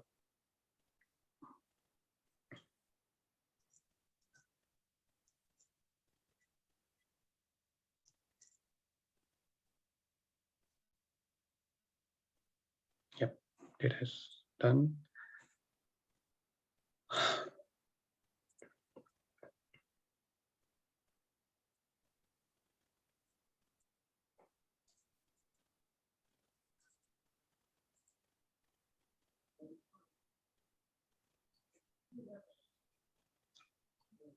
Guys, are you able to do this? I'm actually deleting the unwanted columns now. So Yeah. by continent, are we leaving the total cases, deaths, total tests? No. Just remove the only test. See, that is what I told you. The Power BI has got all the functionality. We can do it here itself. So we don't need a total. So I don't trust this total, right? Now, whatever you have removed got the total, I don't know whether the total is right or wrong as per my data. So just remove that one. So I'm going to do this based on my data which I have received now. So this is the data right now with me. So based on this, we're gonna understand whether the whatever we have received, the data is right or wrong. Okay. So first thing, what you do, guys, like just use this table. There's something called as metrics. Okay. So just understand how many rows have been come up. So what I'm going to do is like I'm going to use by country. This is by continent. Even you can see here, there is an option called, when you click on by country, see 222 rows is there totally. Okay. And if you see here, this is a canvas where you can need to just drag and drop the visual, whatever you are looking for it. And I'm gonna add this. There's something called index primary ID. I think I have made as a primary ID.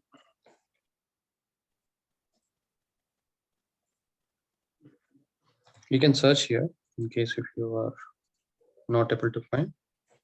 Yeah. So now it has been distinct. Now the data is fine. Okay. So I don't need this. You can see 222 rows are available. Let's remove this one. Okay. So now the data is ready. It's been prepared now. So in the architecture, if you see, the data integration has been done, preparation has been done. Now it is time to do the visualization. Okay. Is everyone are in the same page, I believe? Yes. Yeah. Okay. Let's go one by one. Okay. So let's try to understand what exactly this data is going to be done now. I'm going to take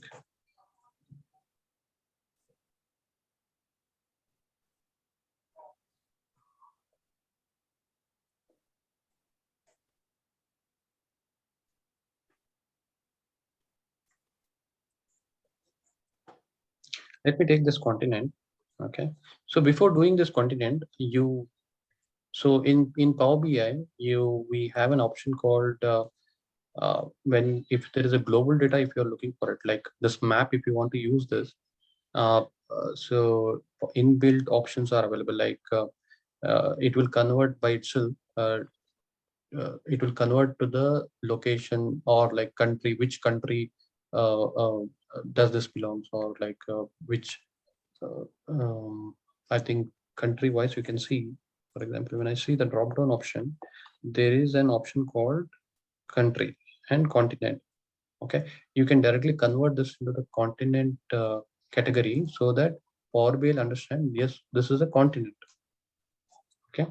Similarly, when I'm going for the country, I will change this particular column category as a country.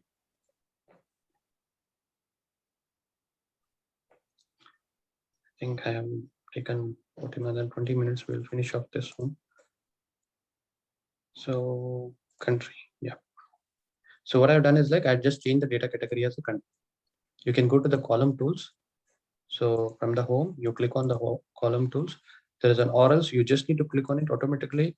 The column tools will open. Okay. So column tools, this particular portion is to change the data type, or you want to change this tag, this column name, or if you're looking for the formatting and summarization of this. So all these things will, or like this particular table needs to be sorted based on what exactly you're looking for it.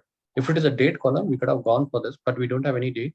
So that is the reason I'm not going to do anything now. So however, I'm going to run based on the primary ID. Okay.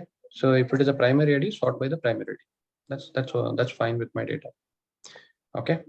That's how this particular sort by column works. So let me go to this by continent. I'm gonna pull this continent here and number of cases. Let me understand how many cases are there. Okay, can you see here, guys? This is what the cases, and you can sort this by total cases. And you can see Asia has more cases compare like Europe and North America are like little lesser. Okay. So before doing this total cases, what I have to do is like I have to create a measure. Okay. So so basically total cases is nothing but when I drag and drop this total cases here in the values part. Okay, what I have done is like if you click on this drop down, there is an option called sum. You can see the count as well. You can do the count, or you can do the maximum, or you are doing the standard deviation, whatever you want to do. It's wish like you have to do. But this cases, what I am currently doing for the COVID cases is supposed to be doing the sum. Okay. And because if I get the sum, I'll get to know the total cases, right? Sum of the total cases. And next thing I will take let me take a map here, and I'm going to pull this country and location, and I'm going to put this total cases in this size.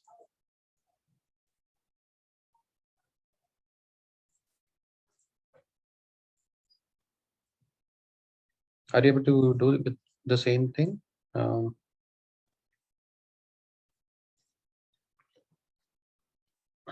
Yes. Yeah. So so the reason behind why did I take the stacked bar chart? So it's like, see, you are going to compare your x-axis as a continent and your y-axis as your total cases. So this actually we have to understand which is actually a better one.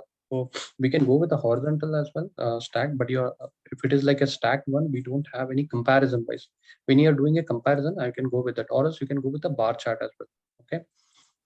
So you can see here, this is the stacked one. If I'm doing a comparison, for example, this is my Asia, Europe. So let me put in the let me put the same table here in the other one, and if I put this, so basically these two tables are independent each other. You people agree with me? Independent is it's a different table and just a different. There is no connection between these two tables. So how to do a connection? There is something called as modeling. Okay, when it comes to the modeling, what you have to do, you have to find a column which is actually identical to each other. Okay, so that will be considered as my join. Okay, that those are my joins condition. So I will take here in the both the column, I can see continent is the one which I can consider it. Correct? Both the table has got a continent.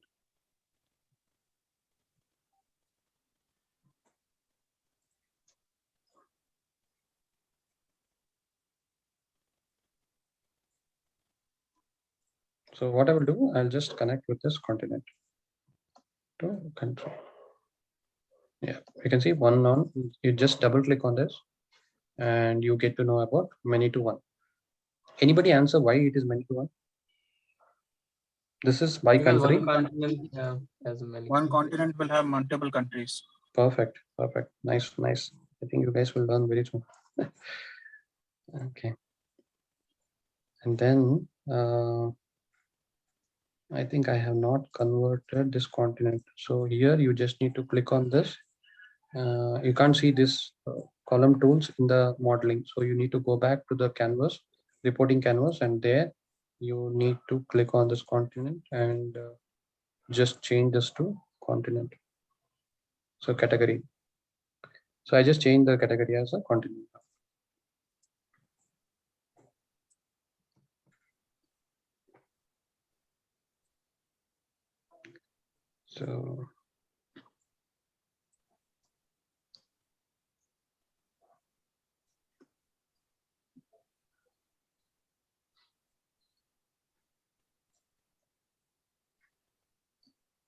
So example, okay, yeah, here it is. You can see based on the country. So can you show me like how you map these again country? Yeah, sure, sure. So what I did, like I'll do from the scratch. Yes. So yeah, so what I was trying to do here, I am trying to understand based on the continent. Yes, okay. Correct. Okay, based on the continent, how many countries has got a COVID cases? So in that case, actually what I did is like in the axis, you can see there is an axis. So in that axis, I have dropped the country. So this country will become my x-axis, sorry, y-axis. Okay. And I will take my total cases in the values. Okay. So you will get to know this is what by based on the country level, you will get to know the total cases. Correct? Yes. If you see here, USA is on the top. They are on the top cases, and next is like India. That is almost close by. They are.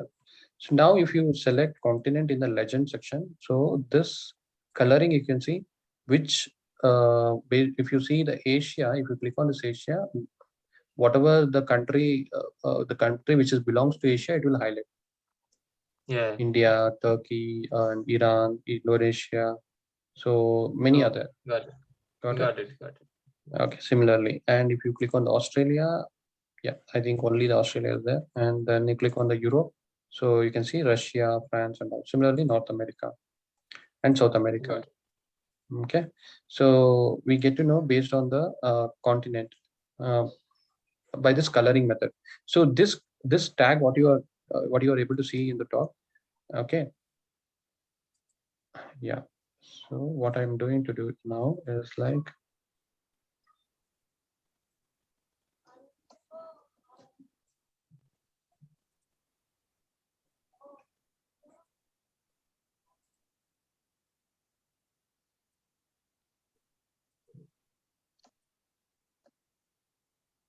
So the thing is like what I'm trying to understand is like, I'm trying to understand which visual does the best.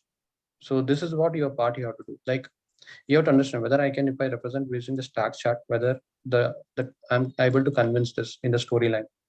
So basically, when you are presenting this data, I have to understand whether this is matching my storyline or not. So this is my summary page. Consider this is my summary page, and in the initially I told you I have to submit my summary page for the higher management.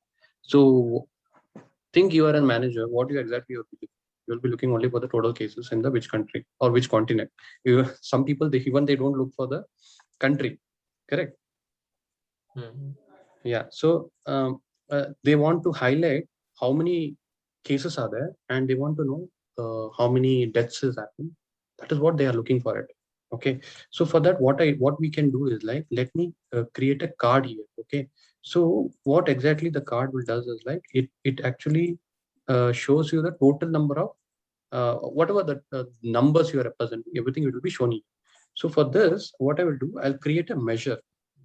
So when you are creating a measures, it's nothing but a scalar values. Okay.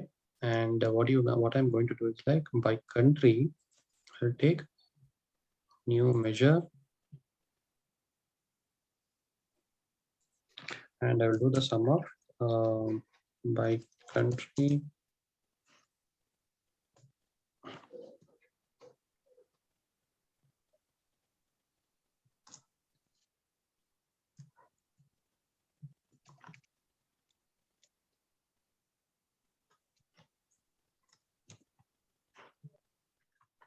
Then I'll take the total cases.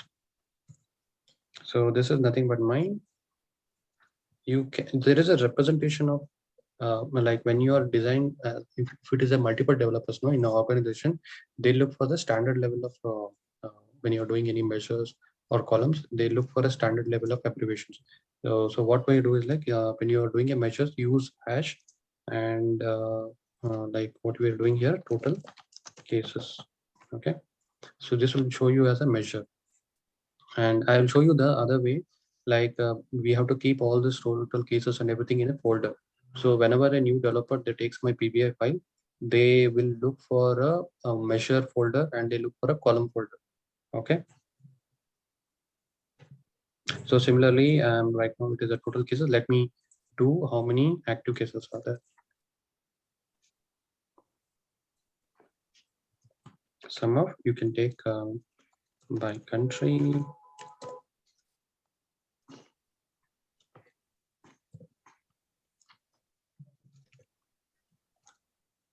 Yeah. So here also you just need to mention as hash total active cases. So even when you're typing something, like when you're giving some name, give a relevant name. Okay, don't give something else. So when you give this PBI file to some other developer, he should be able to understand this. So that is the reason what I'm trying to do here. I'm trying to use the same name with a hash column. Okay, active cases. I hope everyone are in my lane, or anybody is sleeping now. No, yeah. Okay. Yeah, so let's go with only these two, and then one more thing. I think because of the time consumption, let's go with some. I thought of showing you some more way. So you just do this, and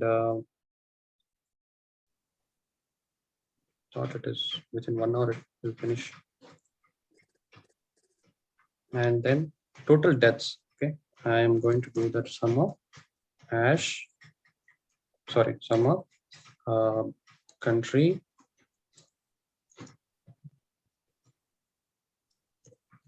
by country, and take the deaths. You can see here death 1 million population. So they are calculating based on 1 million population. So I'm not considering the new deaths now. So let me go with this one. So here, same way, you guys, you have to use hash, then total death. Always use capital first total. Yeah. So what I did, I have done this. My total cases 199 million. And I'm gonna put the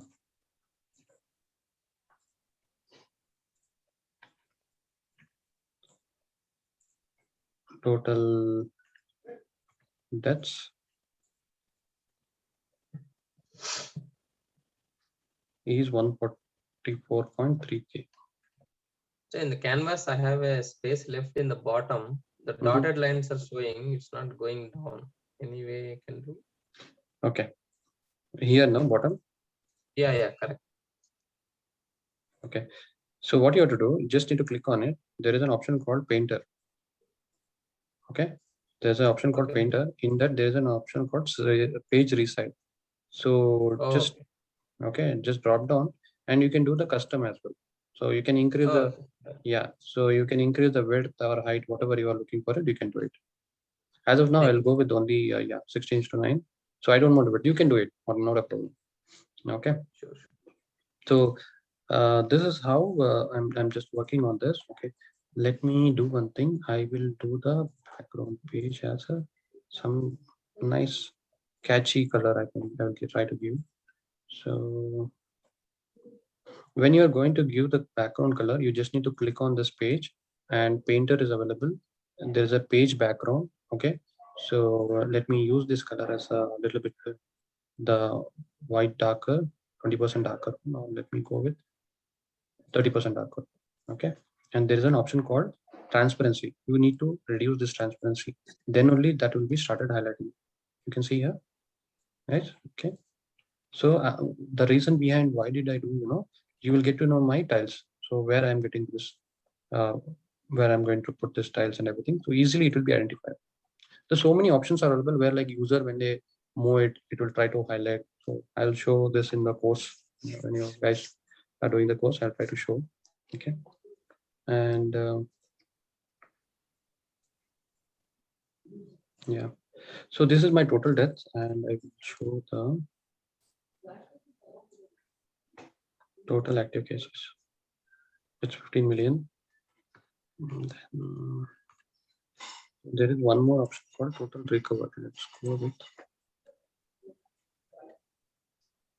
this. Is what the user high level management, they look for it. They don't see bottom, even the graph and all. Very high top level management, they look for the numbers. They get to know by these catchy numbers. Yeah, this is what it is.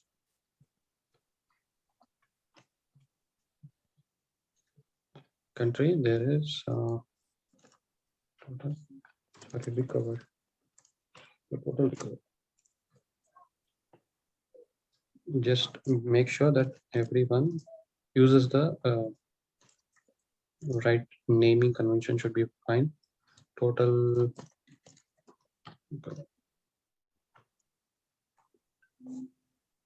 So while dragging this one, total debts, it's by default, it's going to bar chart. So which one you are trying to drag? Total debts. Total debt, total cases. The top three I'm dragging into this canvas. It is saying it's by default, it is going to bar chart. Oh, here it is trying to go to the bar chart. Okay, you do one thing, click on this, highlight this. So what you have to do when you select this, okay, card. Oh, okay, card. Okay. Yeah, you have to select the card. Okay, got it.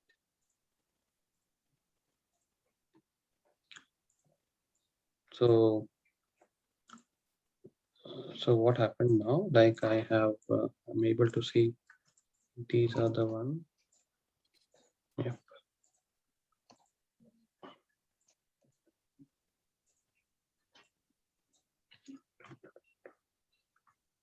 So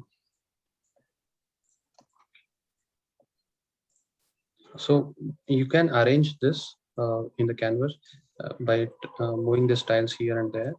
So I'm just arranging everything because it has been more now. See the so already we have accumulated a lot of things. And what you have to do, the naming convention what we are using should be corrected. So total cases and this.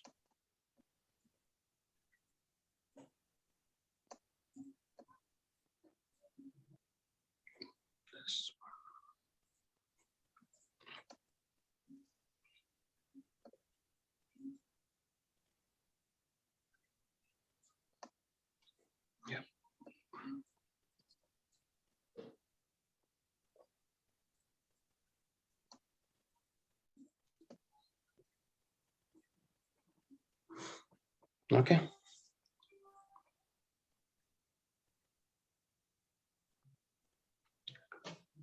So this is my total case, and this is my total death and total active cases, and which is my total recovery. So I will show you. So I'm going to do one more thing, that is like about new measure. So somebody is looking for some percentage of deaths, like how many percentage of deaths is happening, how many percentage of people are getting recovered, correct? So for this, what I do, divide. So numerator is like sum of, I don't need sum of because it is already available for me. So hash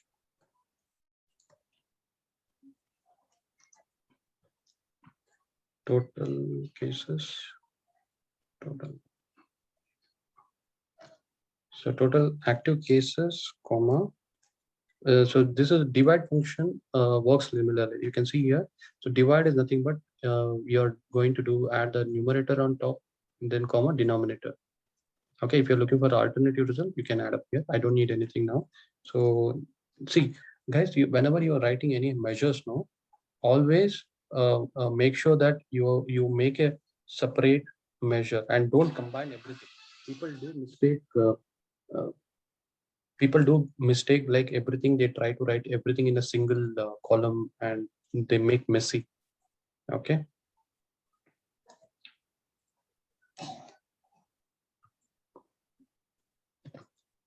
That's not the real way of doing it.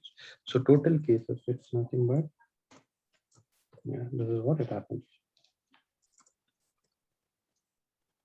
So I'm going to do here.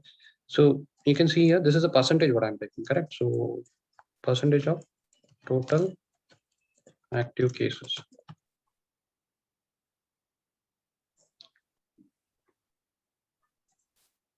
I will take one more card and I'll have to put in this percentage of total active cases. It's showing as 0.07. So what you have to do, you just need to click on this and change this to the percentage data format. Okay.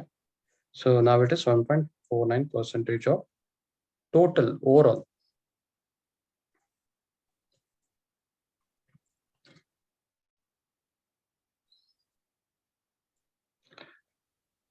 Yeah, one more measure. Let me take.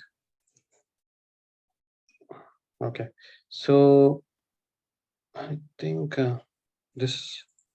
I think I have taken more time. You guys are like, are you okay to take? I mean, is it okay to extend? It's already by 9 o'clock now. That's fine, as long as it's okay with other people. Yeah.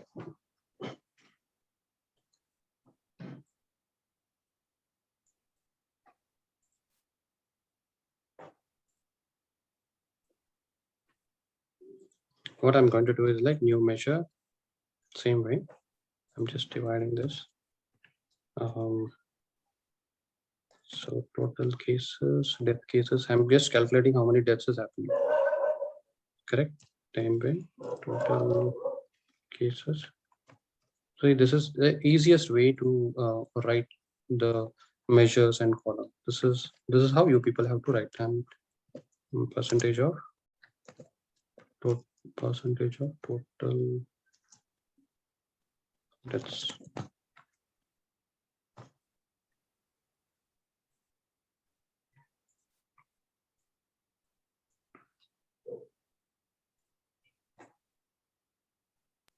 So for total active cases, when I'm dragging, it's showing that error not convert string. Which one? Mean total active cases. Total active cases. Showing Okay. error, yeah. Showing error, a string is there in the rows. But when I go through, there's no null value. But commas is there. That is also the problem. Okay, which one? Have you written like this? Sum of by country active cases? Yes, sir, same. Okay, you do one thing. Well, if you are getting such kind of error, go to the data and you have to try understand what is your active cases. Go there and there is an active cases. If you're not able to find, just type here active cases. Yeah, just click on this active cases and drop down. Can you see any null there? Null is not there, but commas are there. Commas. Okay, you might have not converted this active case. For that, what you do, you just need to right click here, go to the edit query. Okay, it might be in the text format. You might have not converted to the whole number. Same thing, you just need to go there. Yeah. So active cases, there is an option called in you can see 1, 2, 3. So just drop down it and convert into whole. Got it. So it is considering as a text. Yeah. Yeah, got it. Because it's in number. Yeah. Now you're able to see. Okay. So I'm going to do this one. Okay. Let's analyze in the way. Okay.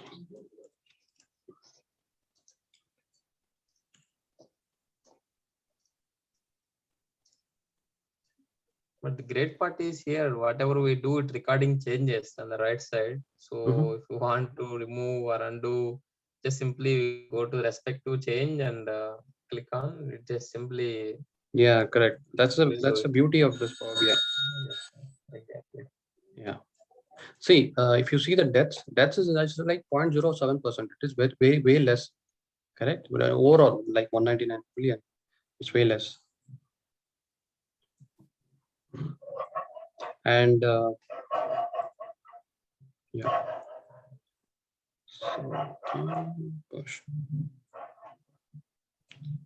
So try to reduce as much as possible. Don't try to give so many information in the summary pages. So you can see here by seeing this, what exactly. So now comes with the visualization. So visualization is in so many things we can add up. I will show you some things. So not most of them I will try to reduce it. You don't need this title and all. So I think by seeing itself, the user should get to know, yes, this is by continent and this is total cases. And so I don't need a title for it. And this, let me bring little down. So 1.2K. Yeah.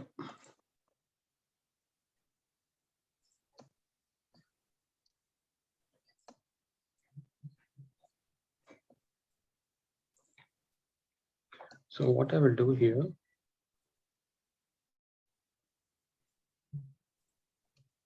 I'm going to summarize some data. So what I'm going to do is like, I'm going to summarize. I need to understand which continent has got a more cases, correct? So the thing is like in by continent, if you see,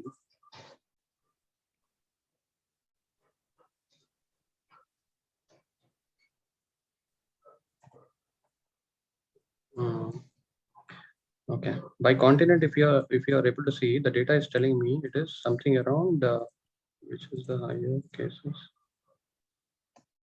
Asia. It is 622.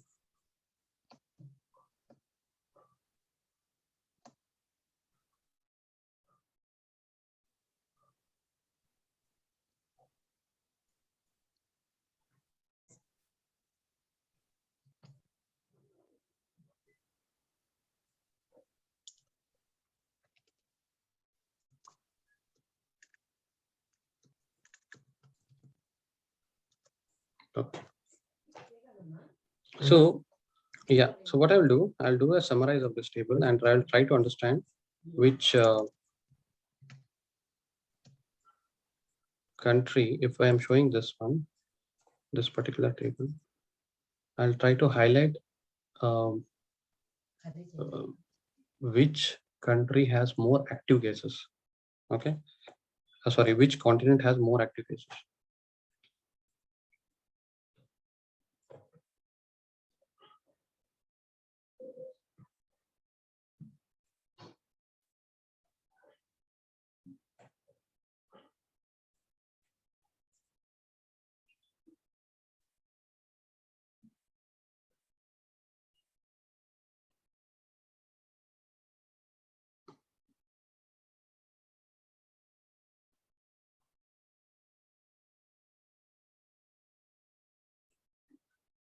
I don't see this one in the active cases is not there.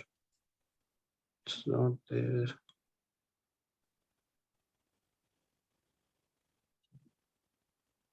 Yeah, it is there. Sorry. So what I will do, I'll just take this active cases and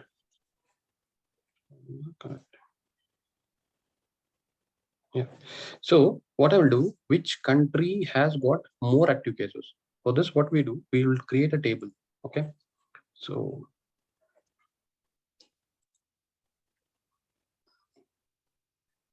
so you might be guys know about the tooltips, like which actually give the highlight about if I hover it, I'll get to know, yeah, this particular continent has got a more active cases. Okay. So I want to understand that one. So that's the reason what I do is like I want to create a new table.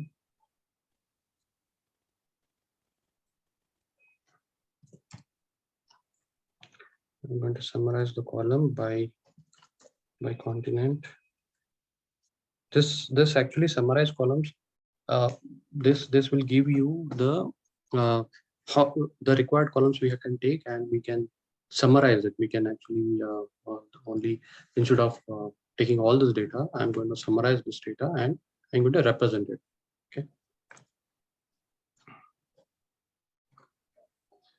This is continent.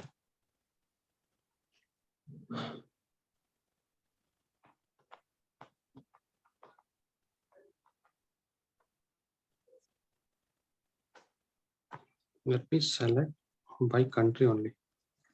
Okay, I'll show you some things in this. If you select.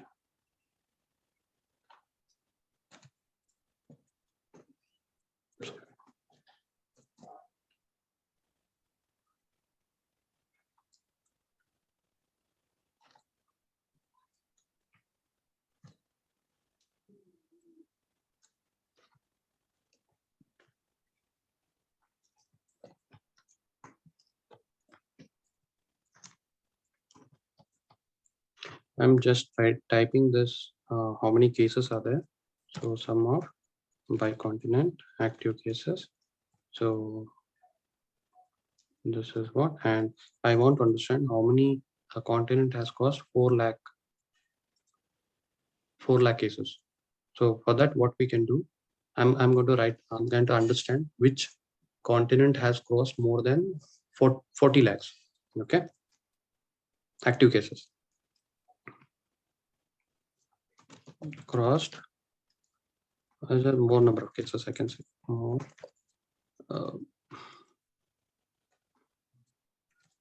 More number of cases. This is nothing but my column name. What I'm writing, it will become a column name. Okay. So if condition I'm trying to write here, if by continent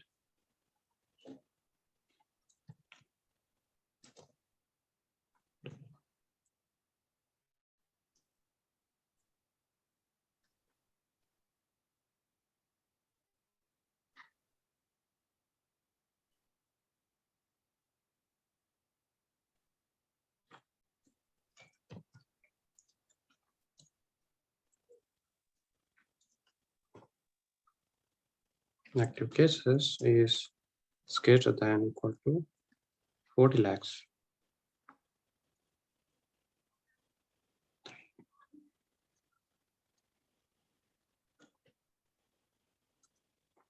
Then I'll make it as 1, else 0.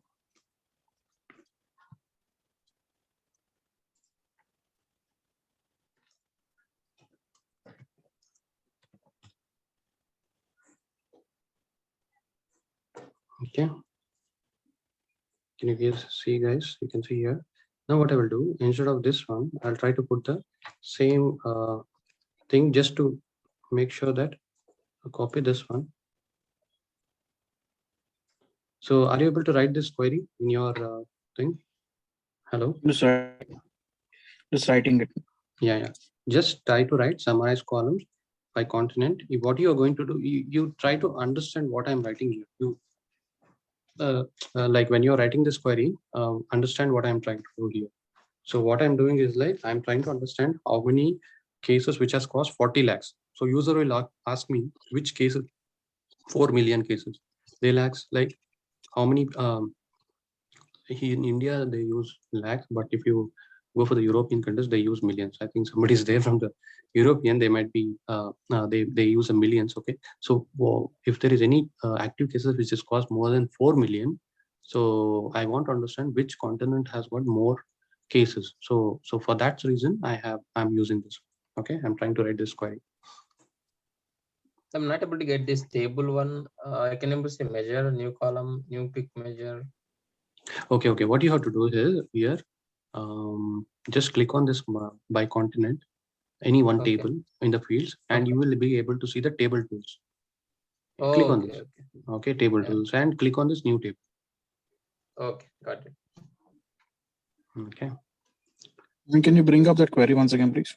Yeah, sure.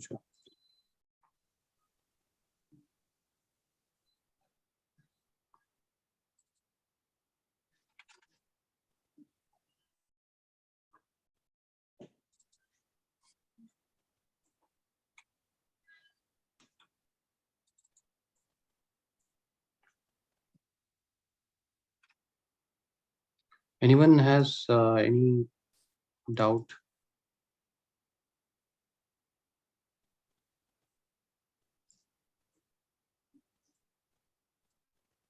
Writing this query?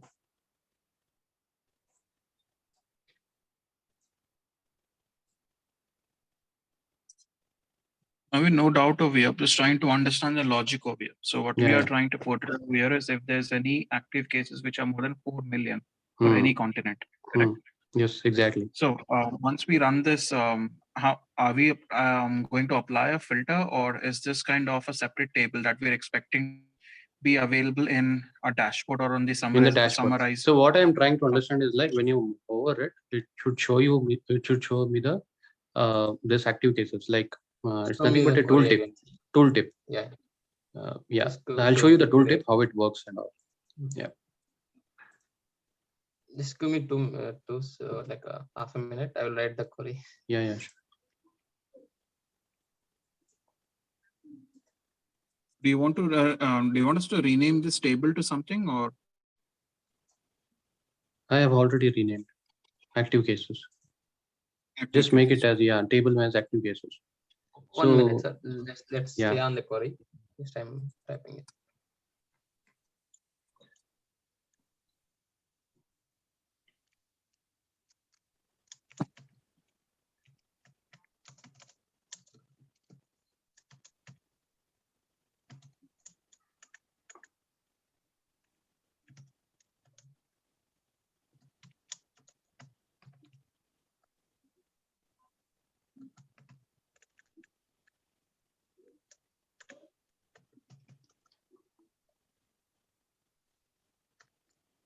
Hope everyone are following me till now.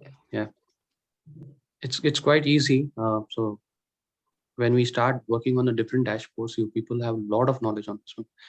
This is just a one. So let's in our course I will show you different modules like sales, how the sales things, and let's take about something related to the college or something like that. So in that part, what we do is like we try to do a lot of modeling. We have to do work on a lot of modeling, or else when we connect to the SQL queries, what sort of the things we can do. All these things I'll try to show it.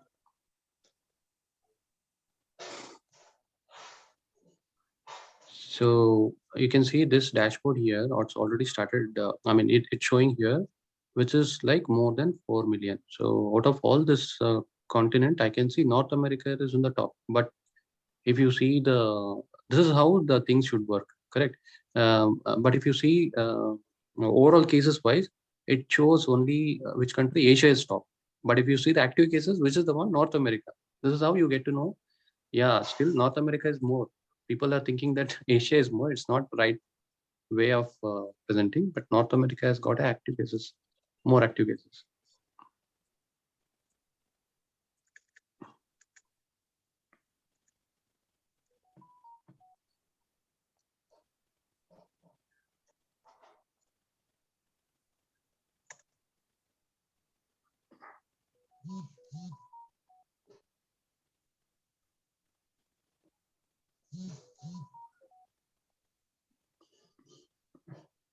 Are you able to write that query? Let's move on. I think it's taking longer time. Let's finish up soon. Okay. Sure. Yeah. So guys, you can see this now. Which case? Let's sort this and total active cases. I can give based on the total active cases. Yeah. You can see here North America is like more cases, and I want to highlight this one. So what I do, I just go to this painter. You can see this painter. There are like so many options are available. I'll explain you later. But let me go directly to the conditional format. So in the conditional formatting, what you do, you just need to click drop down and select the more number of cases. Okay. So here, if you see, I don't need a total value. Why I don't need total value? Because like I'm trying to understand based on which continent has got a higher number of cases. So I don't need the total total. Okay. So let me remove that.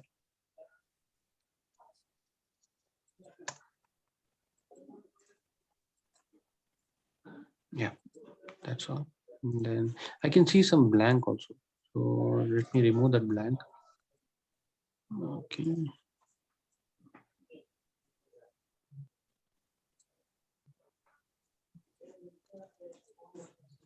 So this table is like, if you go to the data and you click on this active cases, you can see the data. And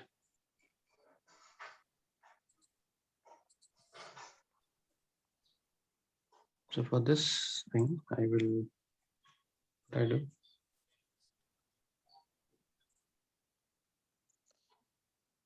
You just need to click on this filter and go to the continent and go to the advanced filtering and just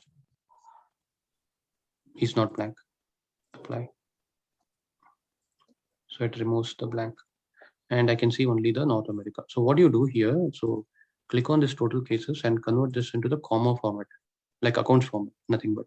So you get to know, like you can easily, it will be readable for the user. Okay.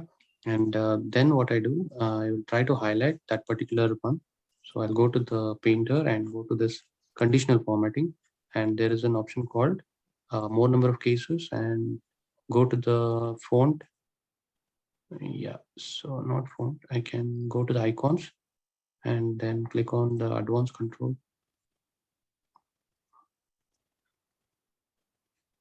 And here I'm going to apply some rules. So what is the rule is like, if it is 0, I'll make it as a little bit like orange, and if it is 1, I'll make it as red. So I don't need to, so not able to see the, yeah, why I'm not able to see that? Because it is percentage, just change it to number here. Okay. So click on OK. You can see the number and I don't need to see the numbers now. So here icon layout, I can just select icon only. Okay, click on OK. So now you can see the highlighted. So I don't need this. Yeah. So this is my yeah.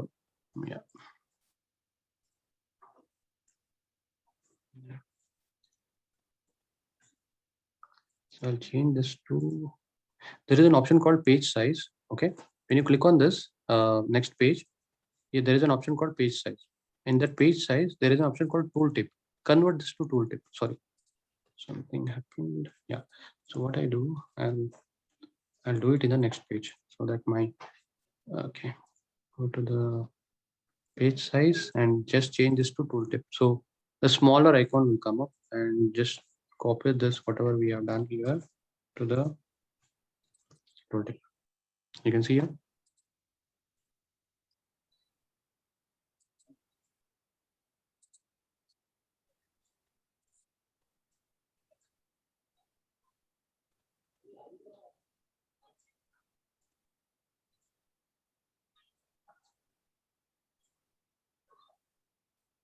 I need to adjust some, because I need to either I have to reduce the font size.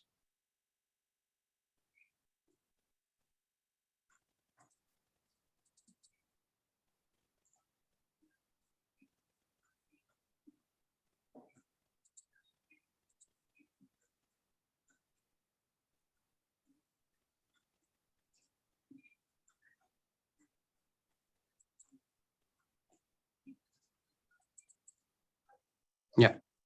So you can see here now what I do. My page background. Let me go with the same background.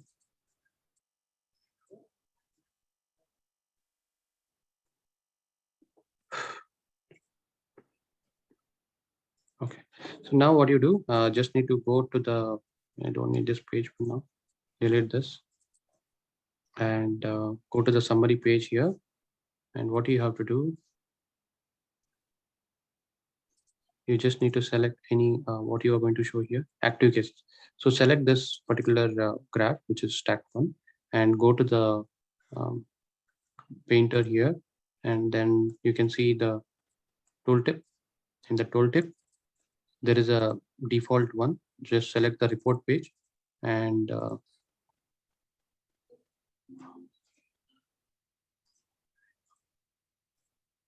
yeah, so when you select report or to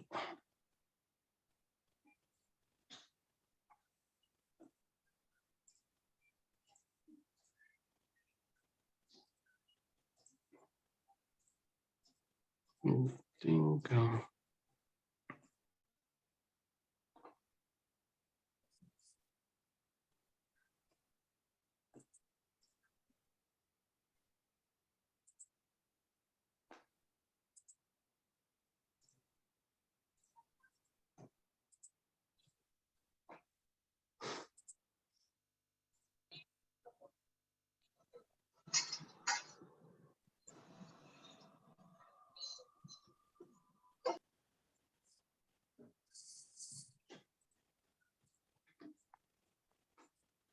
Naveen, a question over here. I think I missed on how to remove the numbers or how to hide the numbers from more number of cases column. So I was able to create. So what you do, you just need to click on this. Okay, now whatever the you're done that, and there's in the side, you can the right side, you can see the filters. No, so click on that filters and go to the continent, and there is an option called advanced filter. There is a basic filter, advanced filter. So anything you can do, just select the advanced filter. It's the best option. So standard way of working. So select the advanced option and go with is not blank.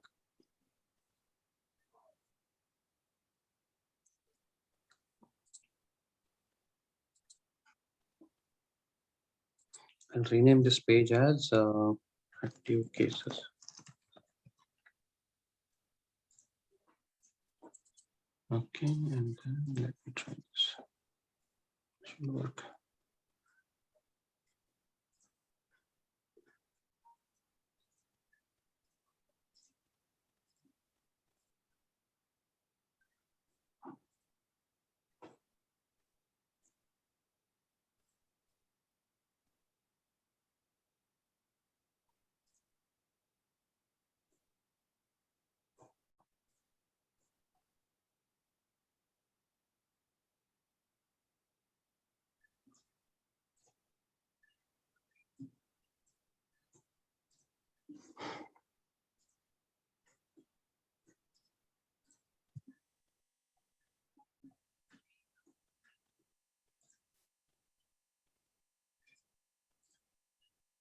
It should work. Not sure. Okay, it's time running up. So let me go to the already I have worked on it before.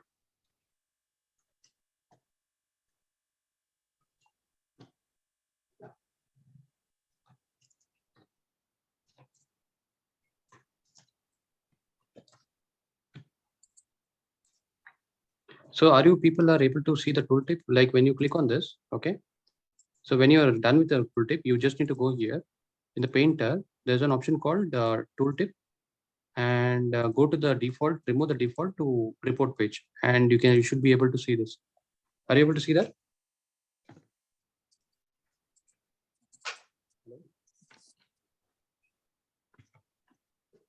Hello.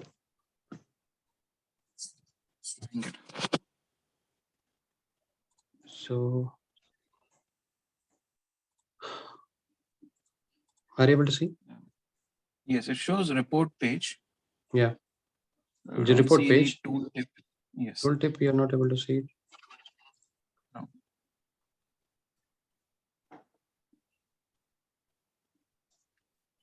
Yeah. So I see a tooltip continent Asia total cases with the value. Select that one. Okay. Yeah. Okay. So it seems it's taking a bit of time to refresh. Once the Yeah. So value my is case identified. is, yeah, my case is it is not taking it all. So something got hanged. Just closing this and okay. Click on any value or the legend over there.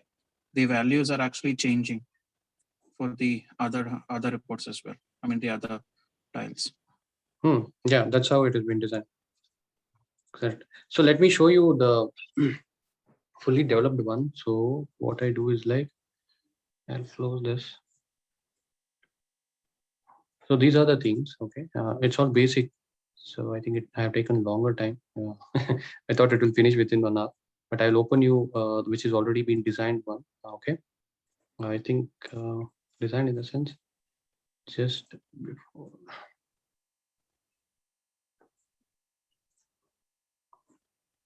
I'll show you the one which is.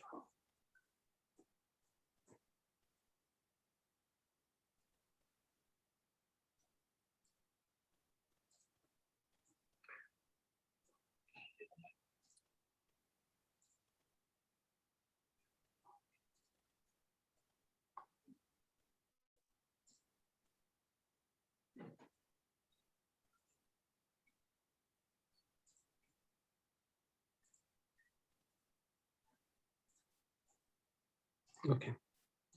So are you able to see my screen? Yes. So this is like one of the cases. So what I did was you guys need to see, this is the depth, the depth is like we should highlight it in the red color. So I have made it as a something catchy color, which is slightly red, and new cases I have mentioned it as orange, and recovered people's I just mentioned it as 178K. Okay, so what I do is like when you hover it, you should get to know the tooltips, whatever you have designed the tooltips, you should be able to see like this. Okay.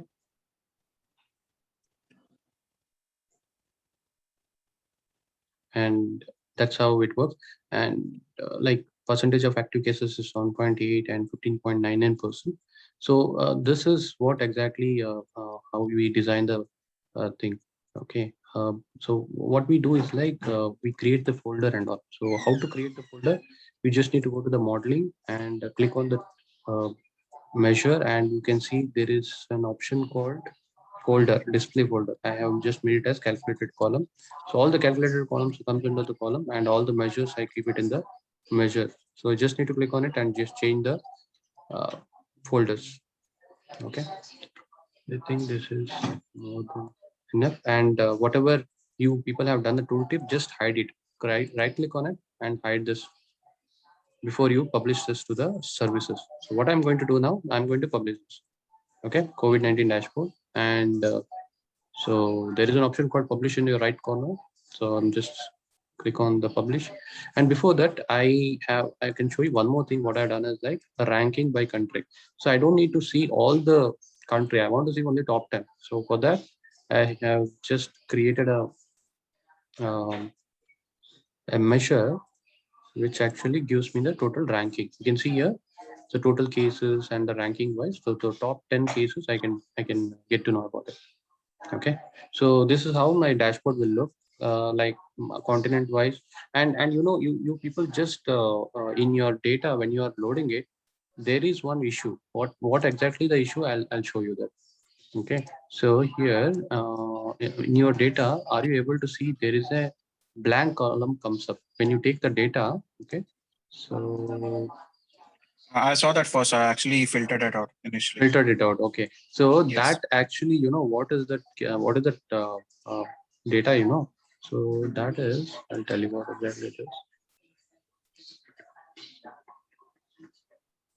Okay, I'll show you here. With active cases. I showed total cases as 721 as values, but there was nothing in the continent name. Is that what you're referring to? See, there is something like continent. Yeah, new continent. Go to the new continent. You can see something called as blank. In that blank, it's nothing but it's a ship. Initial cases was happened with the ship. Okay. Okay. Okay. So in continent, sorry, this says I have made as continent. Okay. So yeah. So what you do, so there is a column called in the by country, there is a continent.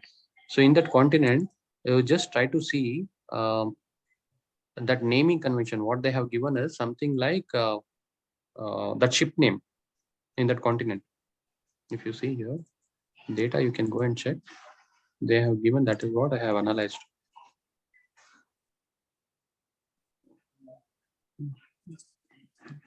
If you see the continent, go to the continent and search. This is a blank, you see, there's a blank.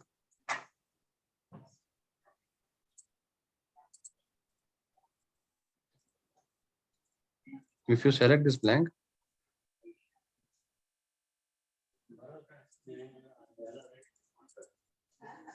you can see the country it is showing as a Diamond Princess and MS Zadan.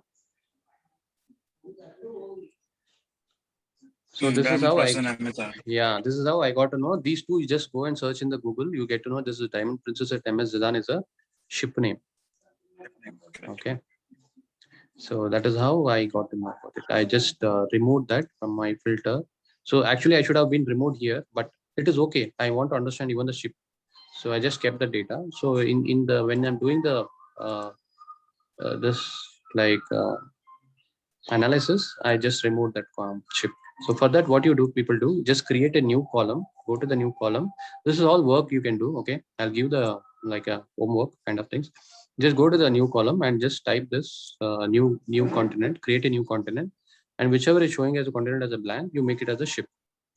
Okay, if it is not ship, you just make it as a continent, and you can directly you get to. Okay, so if it is ship, what I do is like I just go and filter it for the overall level. You can see my filter. So I just selected everything and checked the ship. Okay. So I just hidden everything, and what I'm going to do, I'm going to publish this. So when I click on the publish, and you see only the top 10 countries. I'm not selecting everything, and this is my workspace which I've already created. This will be a 2 workspace. I'm going to give you a highlight about it later. And when I publish this,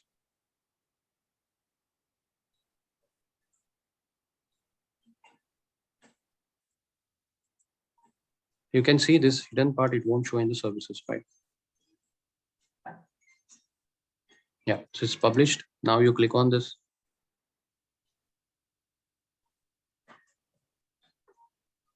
Yeah. Are you able to see the published one?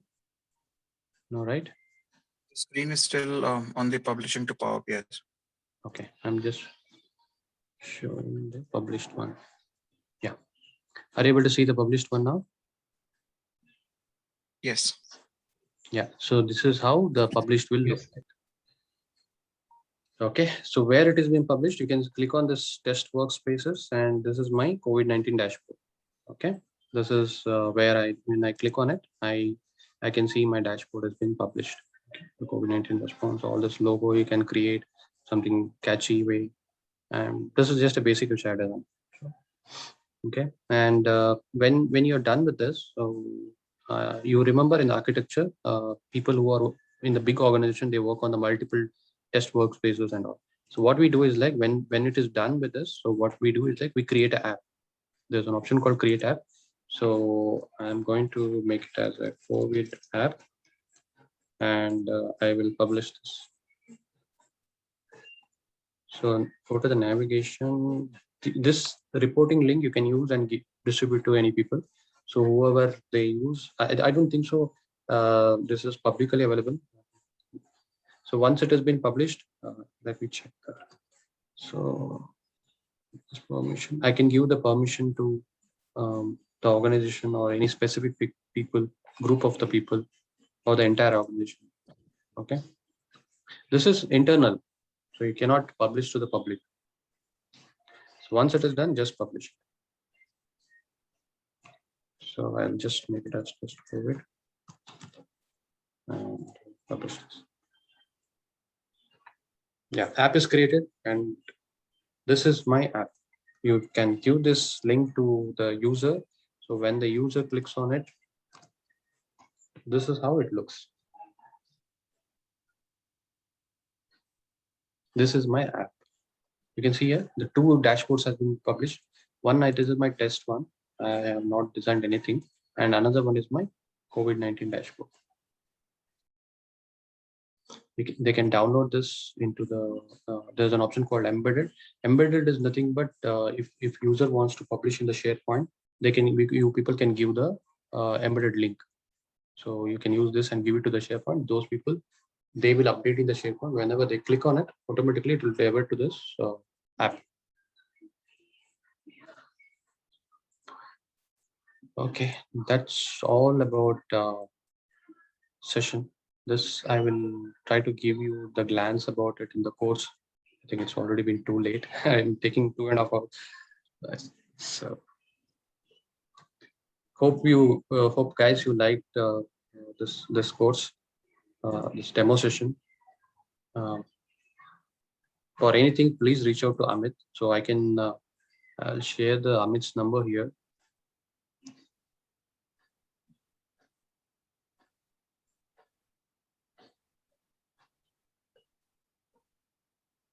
Is this session helpful?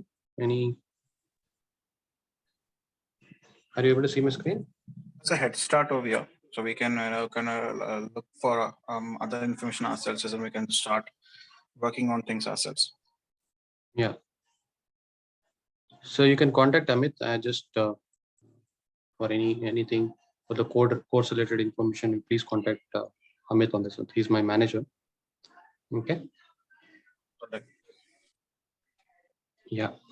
So anything you people want to ask or any questions is there?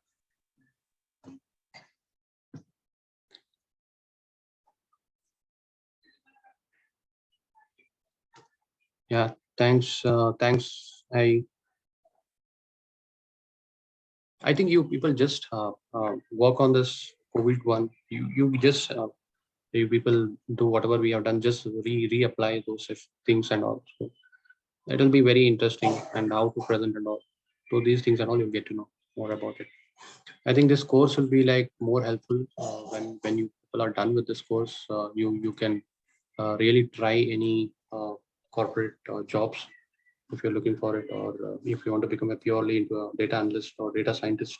This course will be very helpful. Okay. Right. Okay, I think that's it. Thanks.